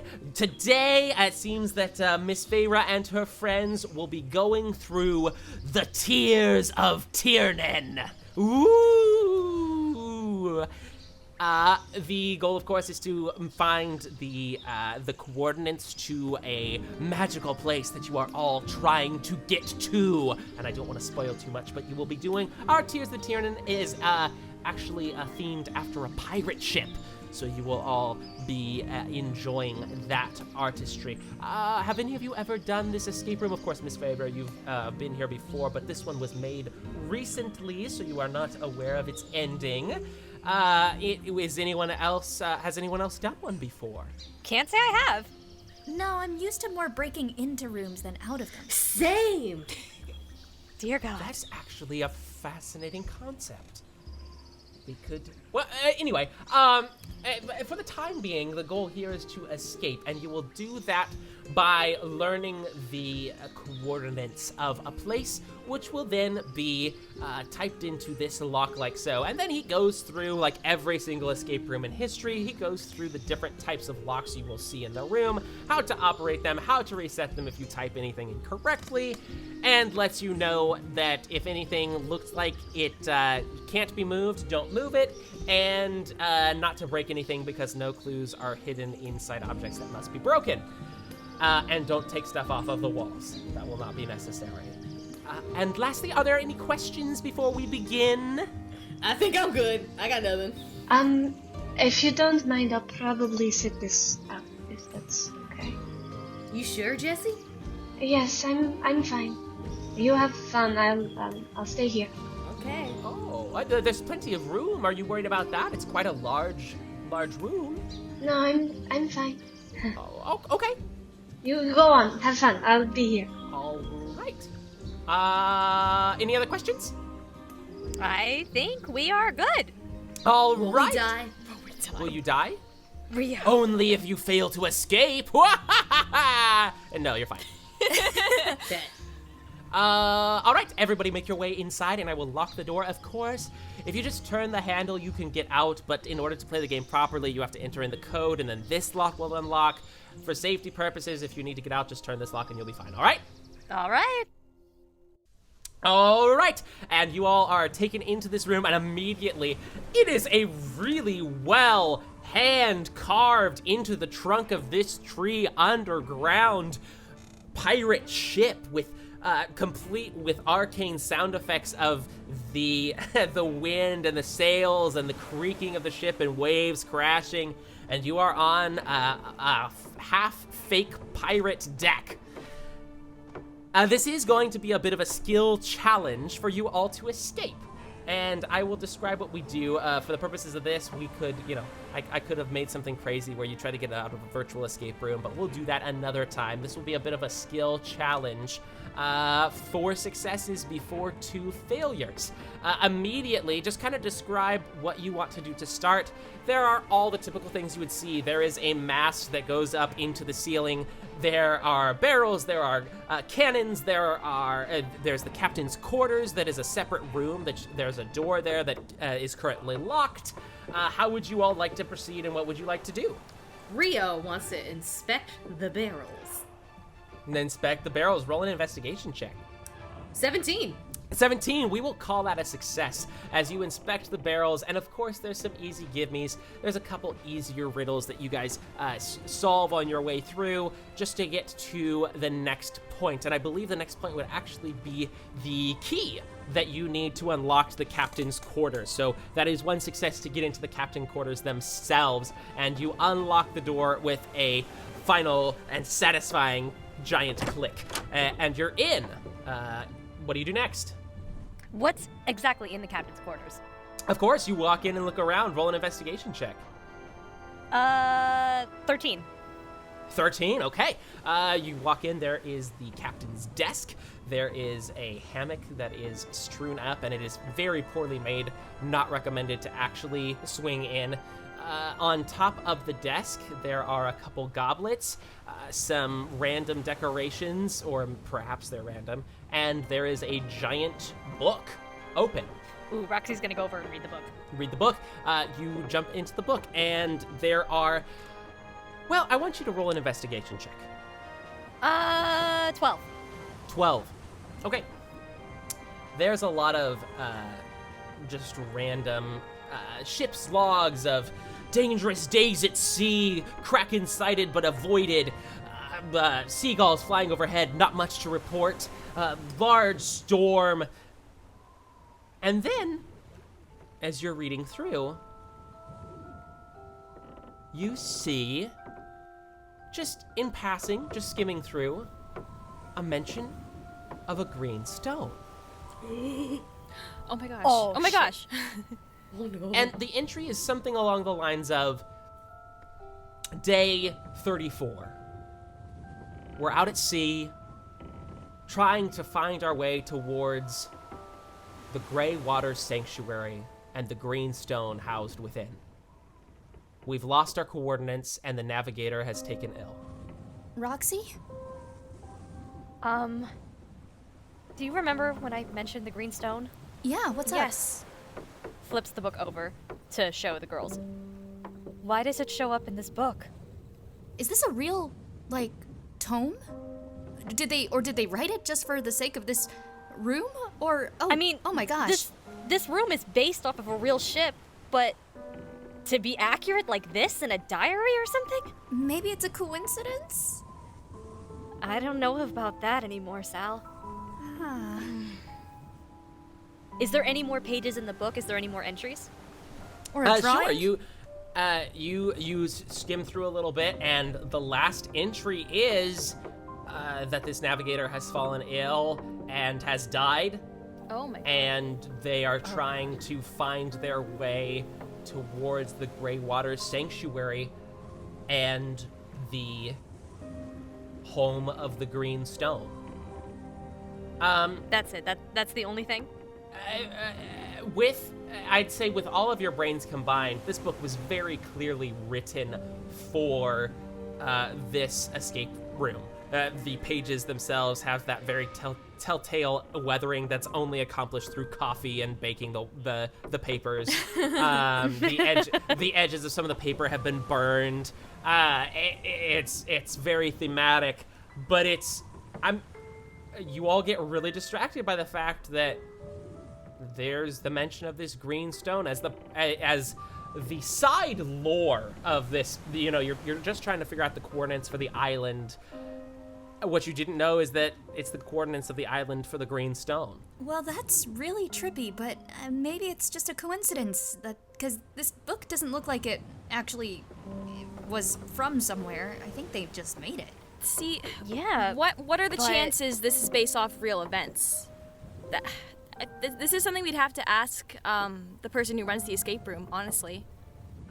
Well, that's definitely gonna be my first question when we get out of here. I guess we just need to focus on the task at hand. Well, we have our coordinates. Is there a map? Roll an investigation check. 3. What? 3. What if, dude, you keep getting 3s. Should I Yeah. assist? Let me also roll one just in Sure. case. Probably a good idea. Natural 20! Oh my god! Yay! Oh my god! What's a map? Sally, you're looking around. You are not finding a map anywhere. However, you do find a nail sticking out of the floor that you trip over. So that's pretty frustrating. However, the map is soon spotted, and it is actually above the door. So when the captain will be sitting at the desk, he'd be able to see it above the door. It is a very touristy drawn map, but you do see the continent you're on, which is Circum Sanctorum. Probably not accurately depicted, but there, roughly. And a very artistic rendition of an island to the west that says the Greywater Sanctuary. Roxie goes over to Rio. Hey, Rio, give me a boost. I want to grab the map off the wall. Okay. Careful, there's a nail on the ground.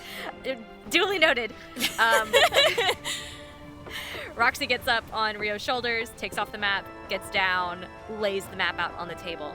As Okay. you tear it off the wall, you hear the employee who's running it. Actually, you don't need to tear that off the. Oh, okay, just be careful. Sorry.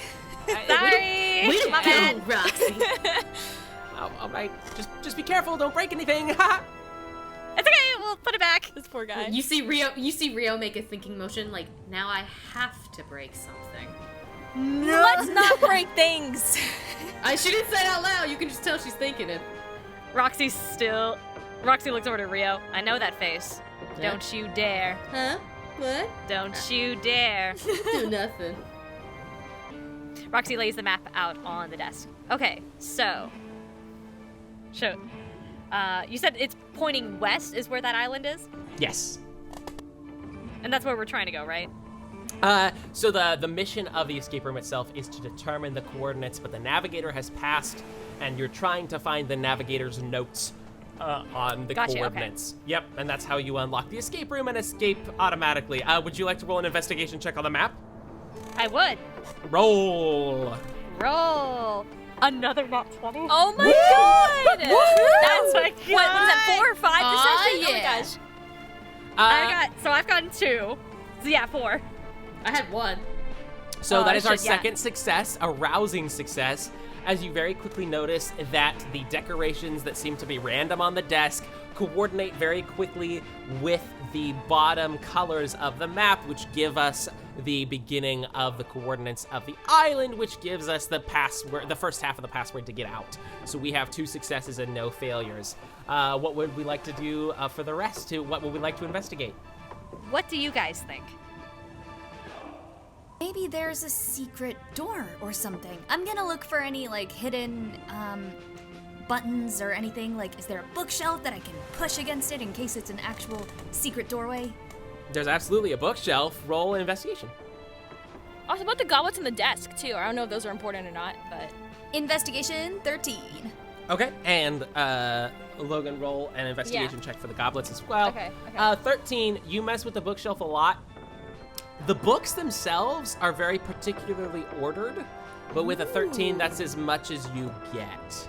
You can't really figure out anything beyond that. Okay. I got a dirty 20. Woo! Nice. I was gonna say, Woo. can Rio also walk over to the bookshelf and Hey, Rio. be destructive? Oh no! Wait! I think there's a specific order to these. Don't mix it up. I'm sure they could fix it. Wait! Ah! Oh. So Rio starts mixing up books. Yeah, pretty much. No. Okay, you start mixing up books. And okay, we'll get to that. Feyre goes ahead and looks at the goblets with an excellent roll. You are able to determine that the goblets are actually arranged in such a way to mirror the cannons that are on the outside. And one in particular, it seemed weird, but one in particular actually had a small little stone in it, the third one down the line. Can I take out the stone from the goblet? Sure, you take out the stone from the goblet. Now you have a red plastic, or the equivalent of plastic, rather, a stone here. Hey, I found a stone in this goblet over here. Is it green? It is not green, it is red. Oh, thank God. These goblets look to be like they're mirroring the cannons that are on the outside of the ship. And this stone was in the third goblet? Yes. Yeah. Oh, maybe put it in the third cannon. Sure. So you run out there to try and place it in the third cannon, and that's when you notice that the inside of the third cannon actually has a piece of paper rolled up on the inside of the gun itself. Oh, shit. Okay. I take out the paper. Inside is a complicated riddle that seems to have something to do with the... Well, roll an investigation check. While you're rolling that, Rio, just give... I've never... there's no mechanic for chaos in D&D. I want you to roll a d20, and Rio's modifier for chaos is +5. I'm just going to go ahead and let you know. +5? Oh, yeah. Sick. Natural 20. Natural 20. Oh my gosh. Rio. The books are fucked. They're fucked. Yeah, we'll deal with the consequences of that in a moment. But for now, Feyre, what did you roll on your investigation? That's a 14. 14's pretty good. I think you probably determine, it takes you a little bit of time because it's a low roll, but you determine that the note is actually coordinating with the number of planks on the ship, and you're able to use it as a bit of a map to find a plank on the ship that you can actually press a button and lift up, and you get another note. You all have been doing very well up to this point, but with the distraction of the finding the journal, spending some time with that, also taking down the map and looking at that, all of this, you have about 5 minutes left when you realize that the final clue has to do with the arrangement of the books on the bookshelf. Oh, no! And Rio has completely and utterly destroyed it beyond recognition. God damn it. Oh, no.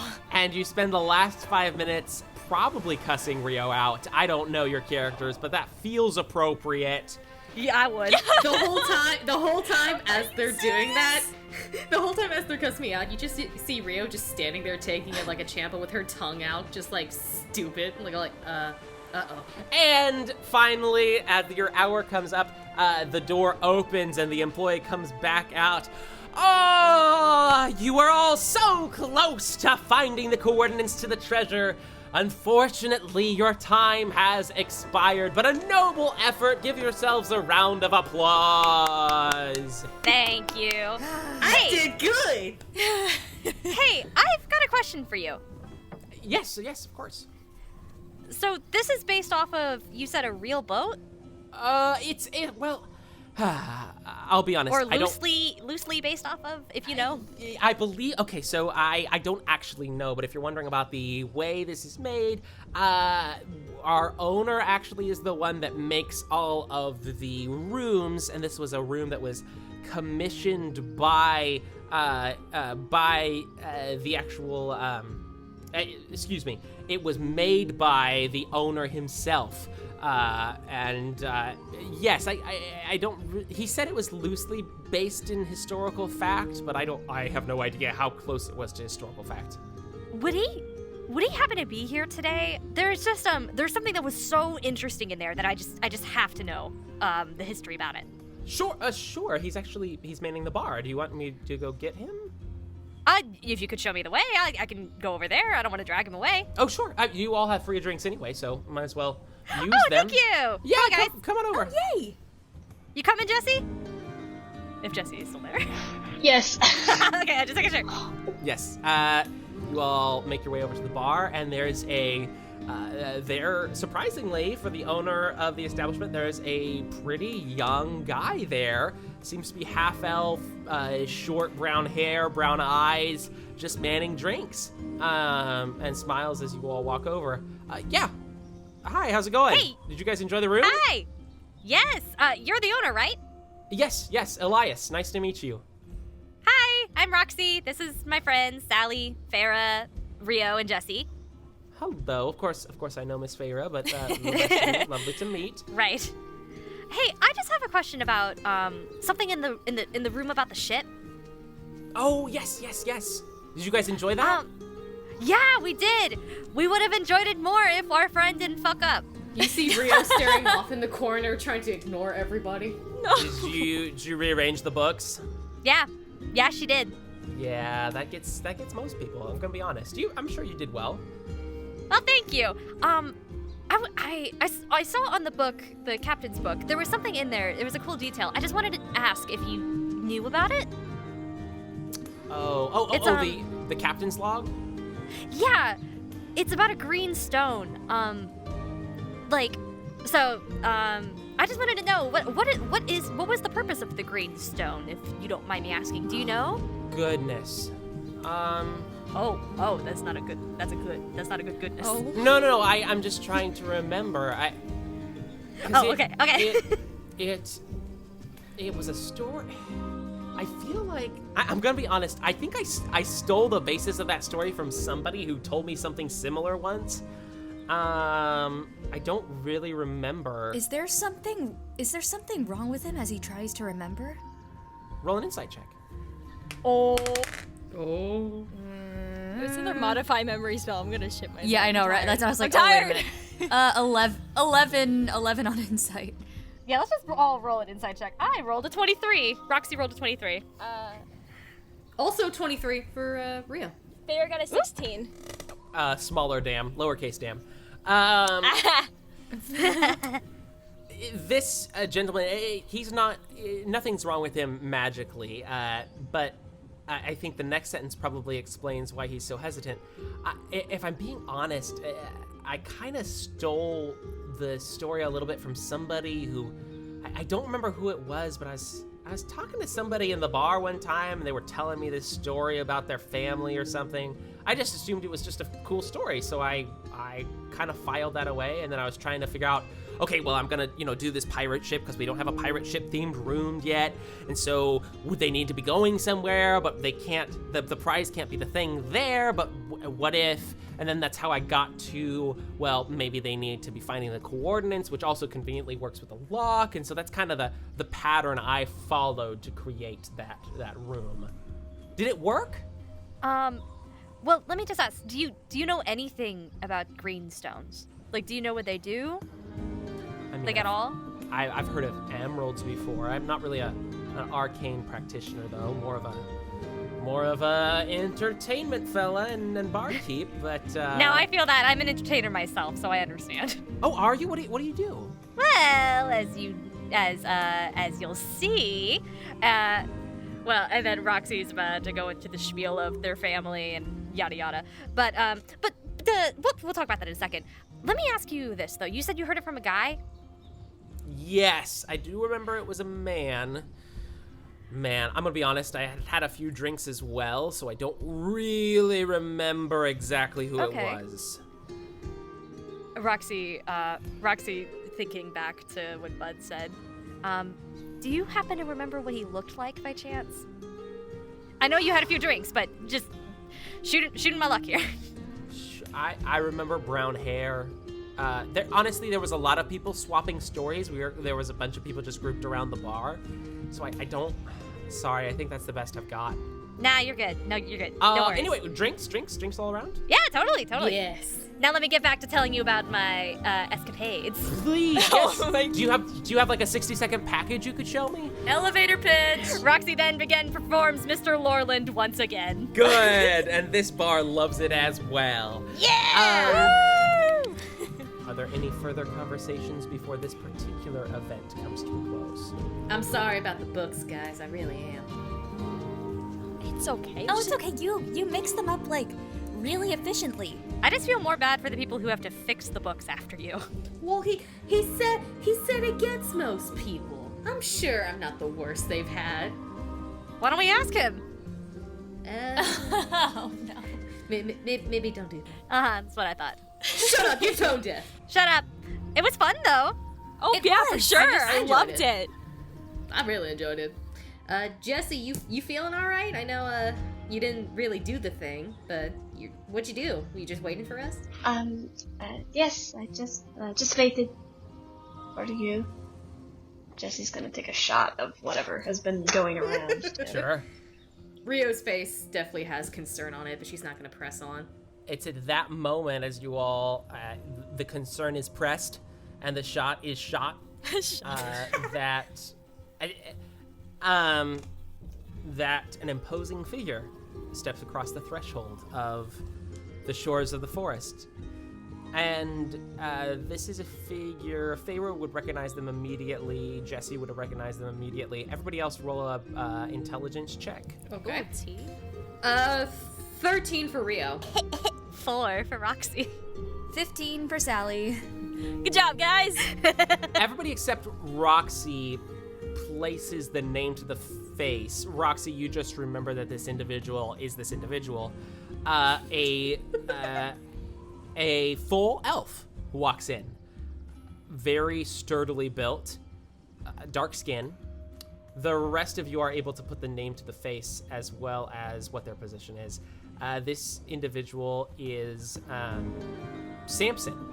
Their name is Samson, and they are one of the heads of the essentially the research and the prophecy and the wisdom. They're a high member on the council, and Jessie, a little bit more frustrating of a memory, they are one of the ones that was the most they issued the most caution to you about following the voice of someone that you did not know. As they walk in, Samson immediately locks eyes with you, Jessie. Well, this is awkward. Who is he again?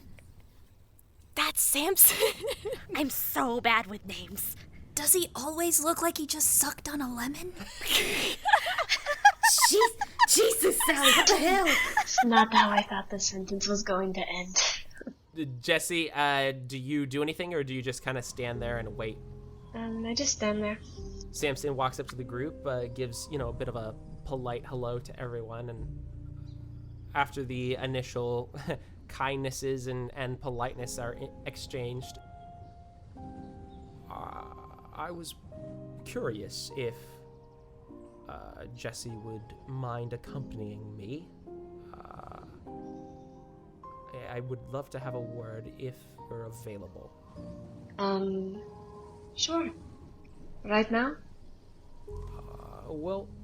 I'm available right now. If you are busy, I can come back. It is rather important, but I can certainly. No, right now is fine. All right. I won't be too long. And you can join your friends soon. All right. Okay. And Samson turns and begins walking out the front door. I follow. You follow, and he leads you kind of around the side of the shores of the forest. There are some benches along the sides of the tree there that it's built into, and sits down on a bench and invites you to sit next to him. It's thankfully a long bench, so you can sit next to him without being too close. There's separate bubbles. Mm-hmm. I noticed that you've been through quite a lot. Would that be a fair assessment? How are you handling all of this? I'm fine. I'm handling it as well as everyone here is handling things. Jessie, I was perhaps the most adamant that you be cautious. And yet, in the moment that what I had foreseen took place, I was not there to help. And for that, I would like to apologize. What? You foresaw something? I believe I warned you rather strongly about the dangers of listening to a voice that you did not know. And I can't help but feel that if I had done more, you would not be dealing with this quite at the level that you are now. Perhaps we go back to something you foresaw happening. And maybe we don't fool ourselves with apologies. There's nothing to apologize for, and I don't need an apology from you. You're right, you don't need an apology, but there are two things you do need from me. But I only will give them if you wish for them. Well, if I don't know what they are, I cannot wish for them. Yes, I am a practice wielder of cleric magic. You have been influenced and infected by someone else's will. And I would like to fully cleanse you of that with your permission. How do you know this? That you know about me? How do you know this? I sensed quite a bit, and Alden has relayed to me what he heard from his daughter, enough at least to confirm some of my earlier suspicions. And what? I have some dark creature's magic. Is that what this is? No.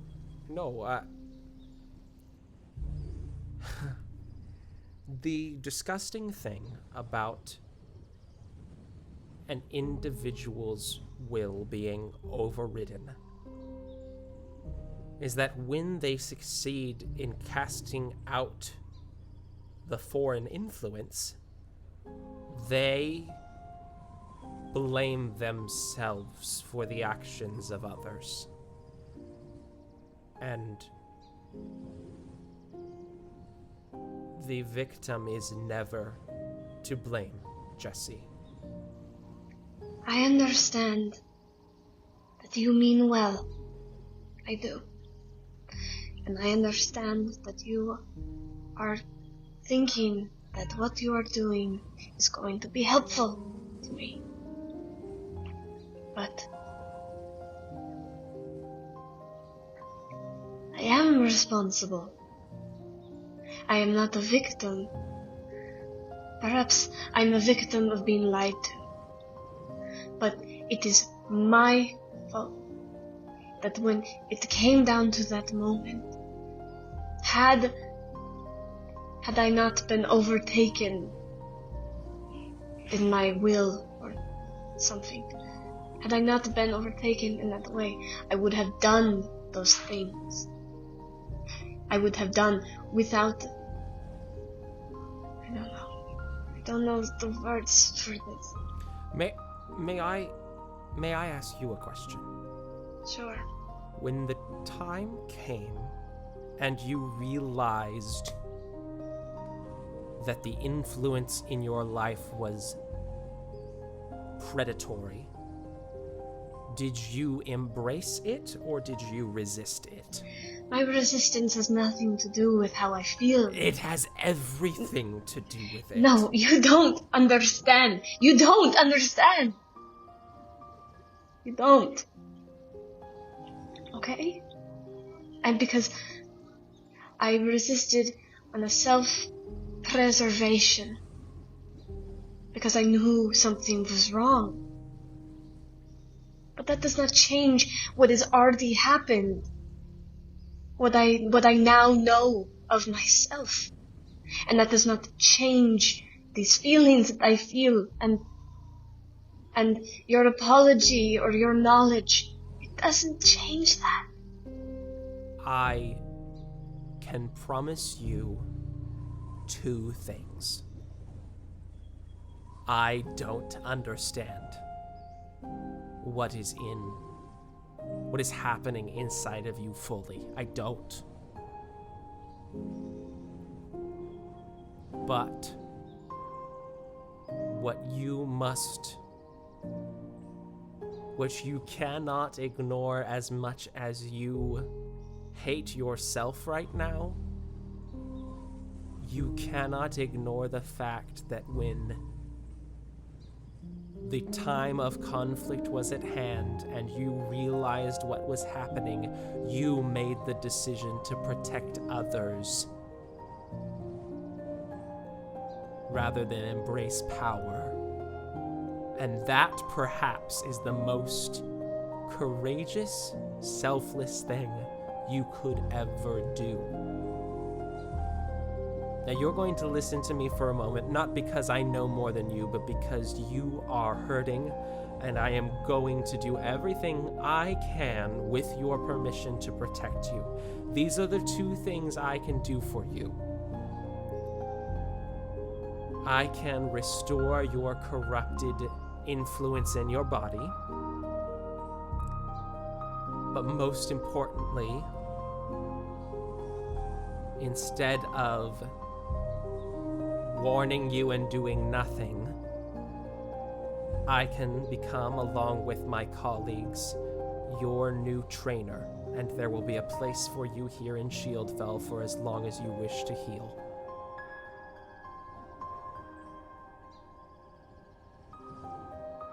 And I don't want an answer tonight. I want you to go inside and try to have fun with your friends. But I'll leave you with this thought from a middle-aged individual who, despite all the wisdom that they may have studied, could never understand the pain that someone else goes through.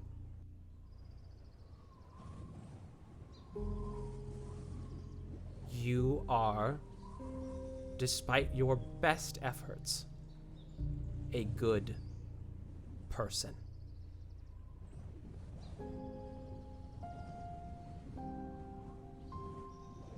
And I don't think, unless you start to say something right away, I don't think he waits. I think he gets up and walks away. Jessie stands up and she goes to the spot in the woods and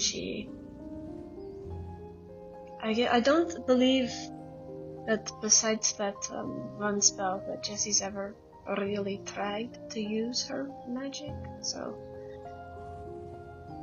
I think Jessie goes to that spot and she tries it out in the shield.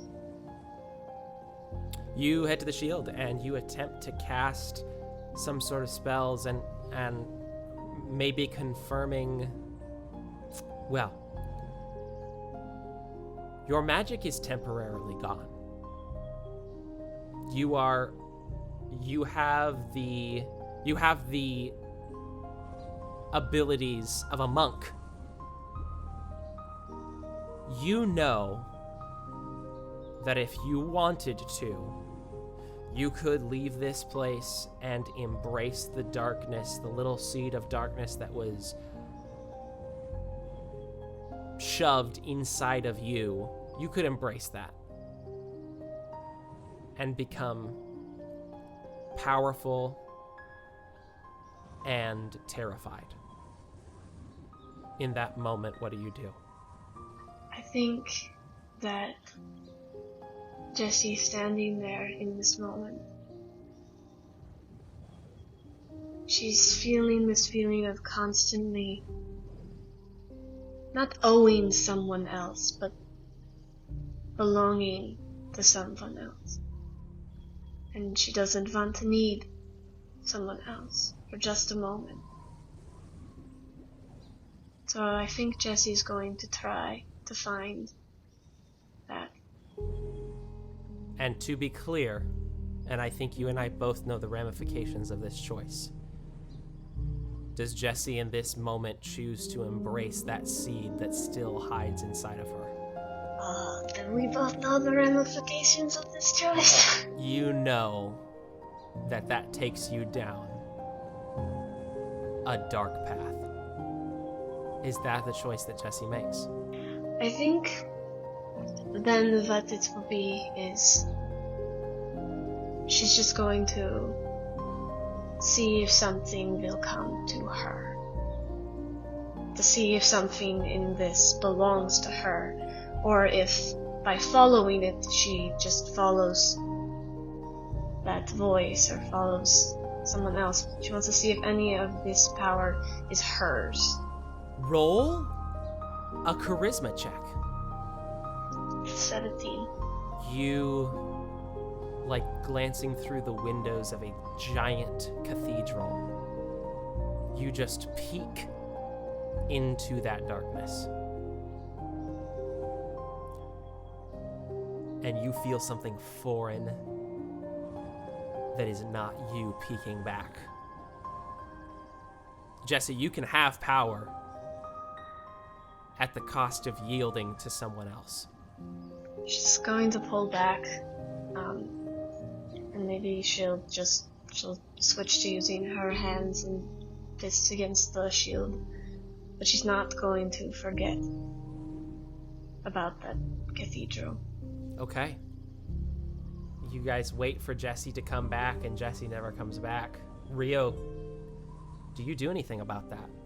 Yeah, Rio's gonna go look out for Jessie. She's gonna go run after her. Do you want us to come with you? Yeah, if you want.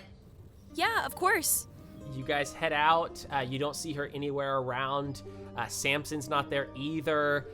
Rio, you don't need to roll anything to remember that letter that Jessie wrote to you detailing kind of her secret hideaway. I think I know where she could be. Lead the way. Sprinting towards it, man. Is everybody following Rio? Yes. Does Rio want us to come? Yeah, I say you can come. Okay then. Yeah.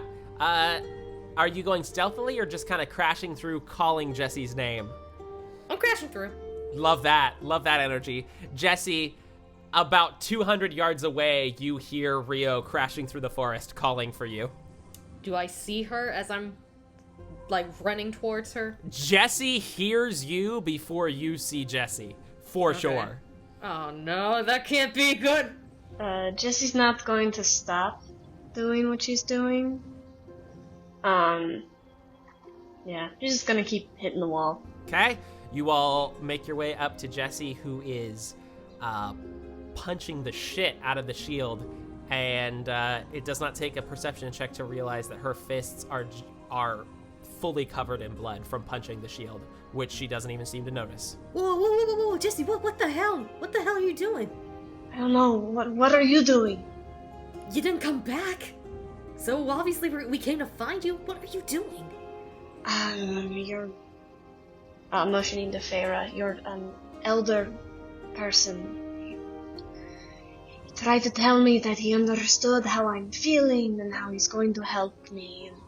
And so I came here.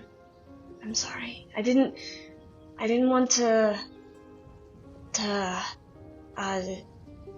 crash your party. Is she still punching the wall as she's saying this? Yeah, she is. Okay, Rio's gonna like block her hands from where she's punching just so she can stop. What are you doing? Why? You're covered in blood. I don't know. Rio. Rio caresses her face. Please, tell me what's wrong. I can't help you if you won't say anything. It's not that... This... Fuck. I don't... If only you spoke my language. It's... that... the thing that I talked to, the one who came to my dreams, it gave me something. It gave me what it said was a gift, but it's not a gift because it was just a way to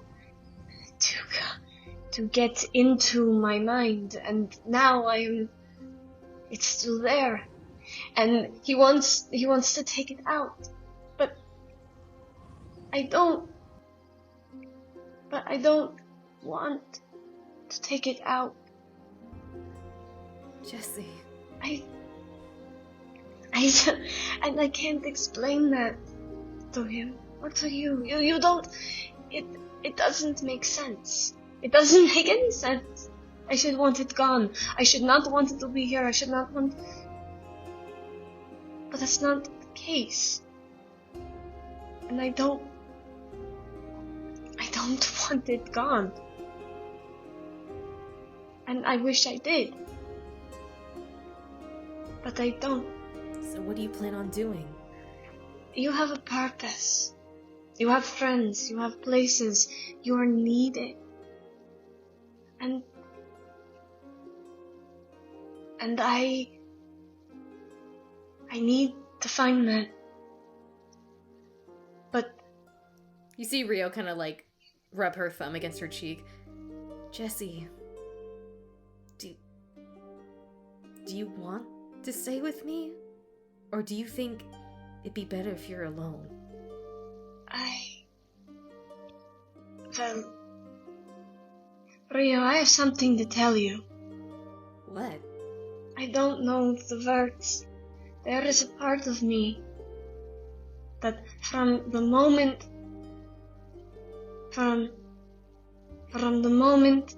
I met you, from the moment Rio, from the moment I met you, I knew that you were amazing and special and wonderful. And it wasn't just because you were the strongest or the best or the prettiest. There's something about you that makes people want to be better people. That makes me want to not have the feelings that I do. What do you mean? What feelings? You make me want to not want this magic.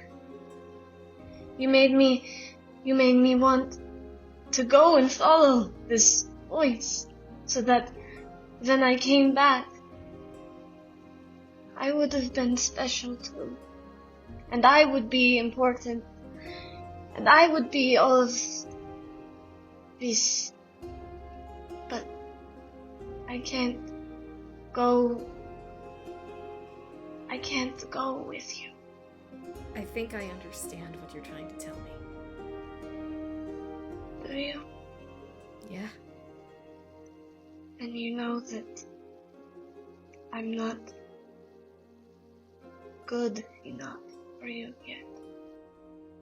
I'll wait. What?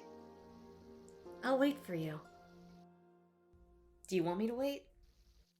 I could never want anything of you. Or ask anything of you. She takes her face in both hands and leans her forehead against hers. I'll wait, Jessie. I mean it. Jessie's going to put her hands into Rio's hair. And Jessie's tail is going to, like, wrap around Rio's leg, because that is how she is hugging. All the way. I'll come back. Come back to me in one piece, okay? I'll do my best. And she's going to kiss Rio on the cheek, if she has consent from Rio to do so. Absolutely, I was gonna ask if I could kiss you on the cheek. Oh, shoot. You both awkwardly start to kiss each other on the cheek at the same time, and it's a really precious moment where you both take turns kissing each other on the cheek.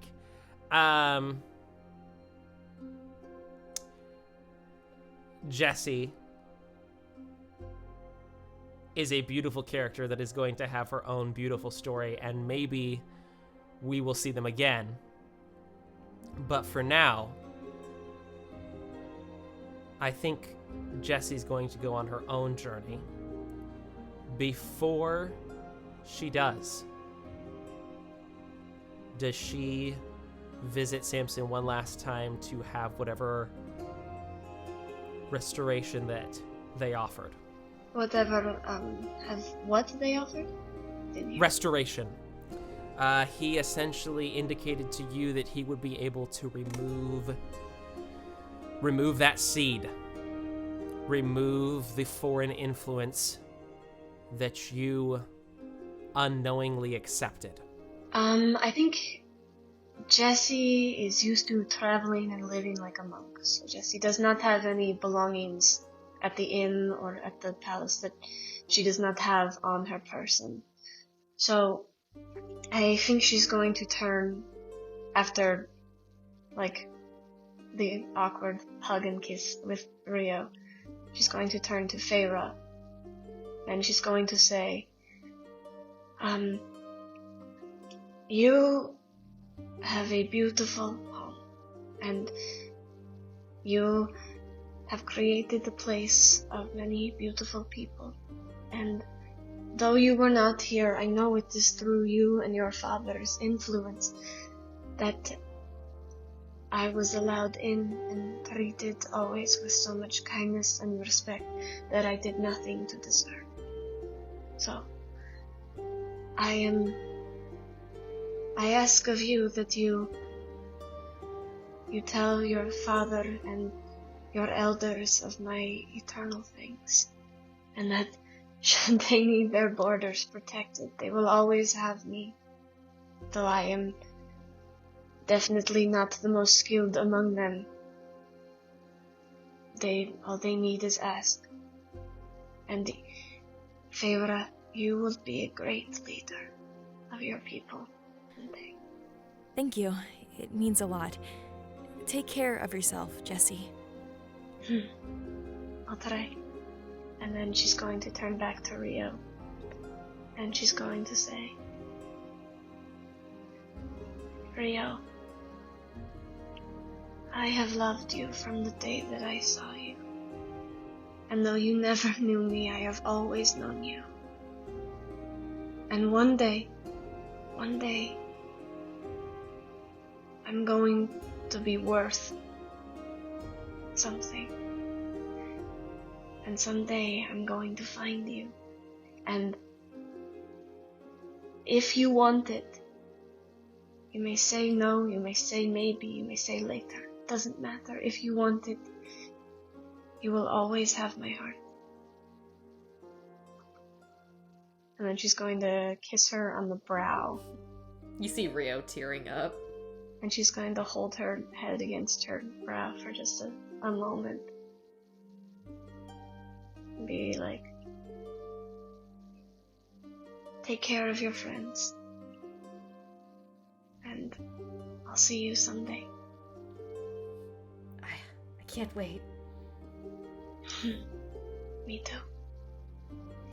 And Jessie's going to, as gracefully and eloquently as she can, get through the barrier.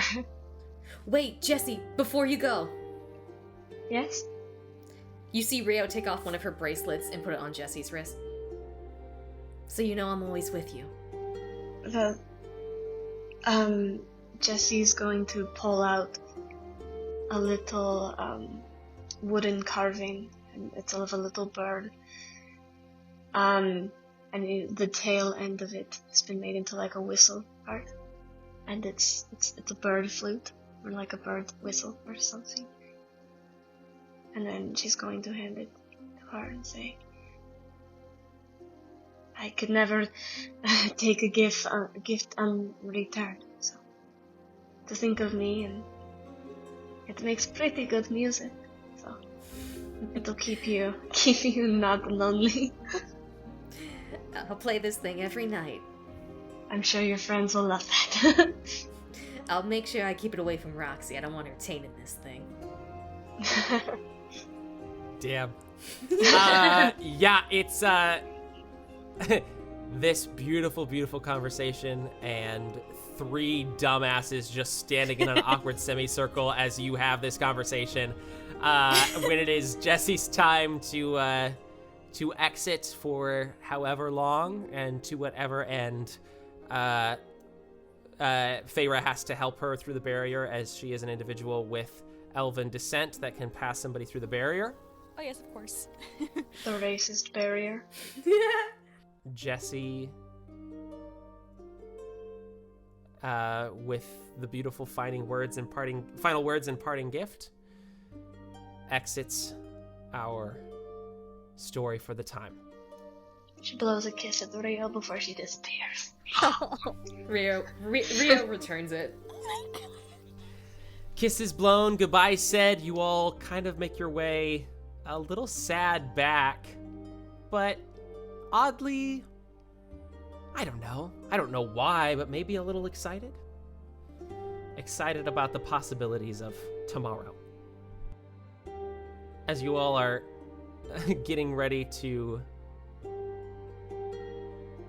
bed down for the evening, I think you all are kind of saying your goodnights of, see you tomorrow morning. You're standing on a canopy, and a young messenger, comes bursting into the room out of breath. Interestingly enough, the same messenger that came earlier to show you to the escape room. Miss Feyre. Yes. Oh my gosh, are you okay? What? Oh, I'm great. Your dad, Alden. Yes. Yeah. Wanted me to come find you and let you know. Oh boy, I was not made for running. Me. Little dude's about to die. Totally me. Okay. I just ran all the way from the barrier. There's someone knocking on the outside of the barrier. Who is it? They're a tiefling. I spoke with them a little bit through the barrier. They're a tiefling. They say they're looking for the Greywater Sanctuary. Does my father know who this tiefling is? He said, and I don't know what this means, but he said that that's the place that your grandfather lives, and you need to come speak with them right now. Yes. Right away. As you all pick up your things, exhausted, rush towards the edge of Shieldfell for whatever information this tiefling has and whatever their quest is. That's where we're going to end tonight's game. Thank you so much for subscribing, following, liking, and sharing Lostoria Lé. Your support means the world to us, really. If you'd like a chance for your name to be featured in our epic adventure, you can post on Twitter about how much you enjoyed the show with the hashtag Lostoria Lé. And who knows, maybe our brave party of adventurers will meet a character with your name in the days ahead. Thank you so much for listening, and we'll see you next time on Lostoria Lé.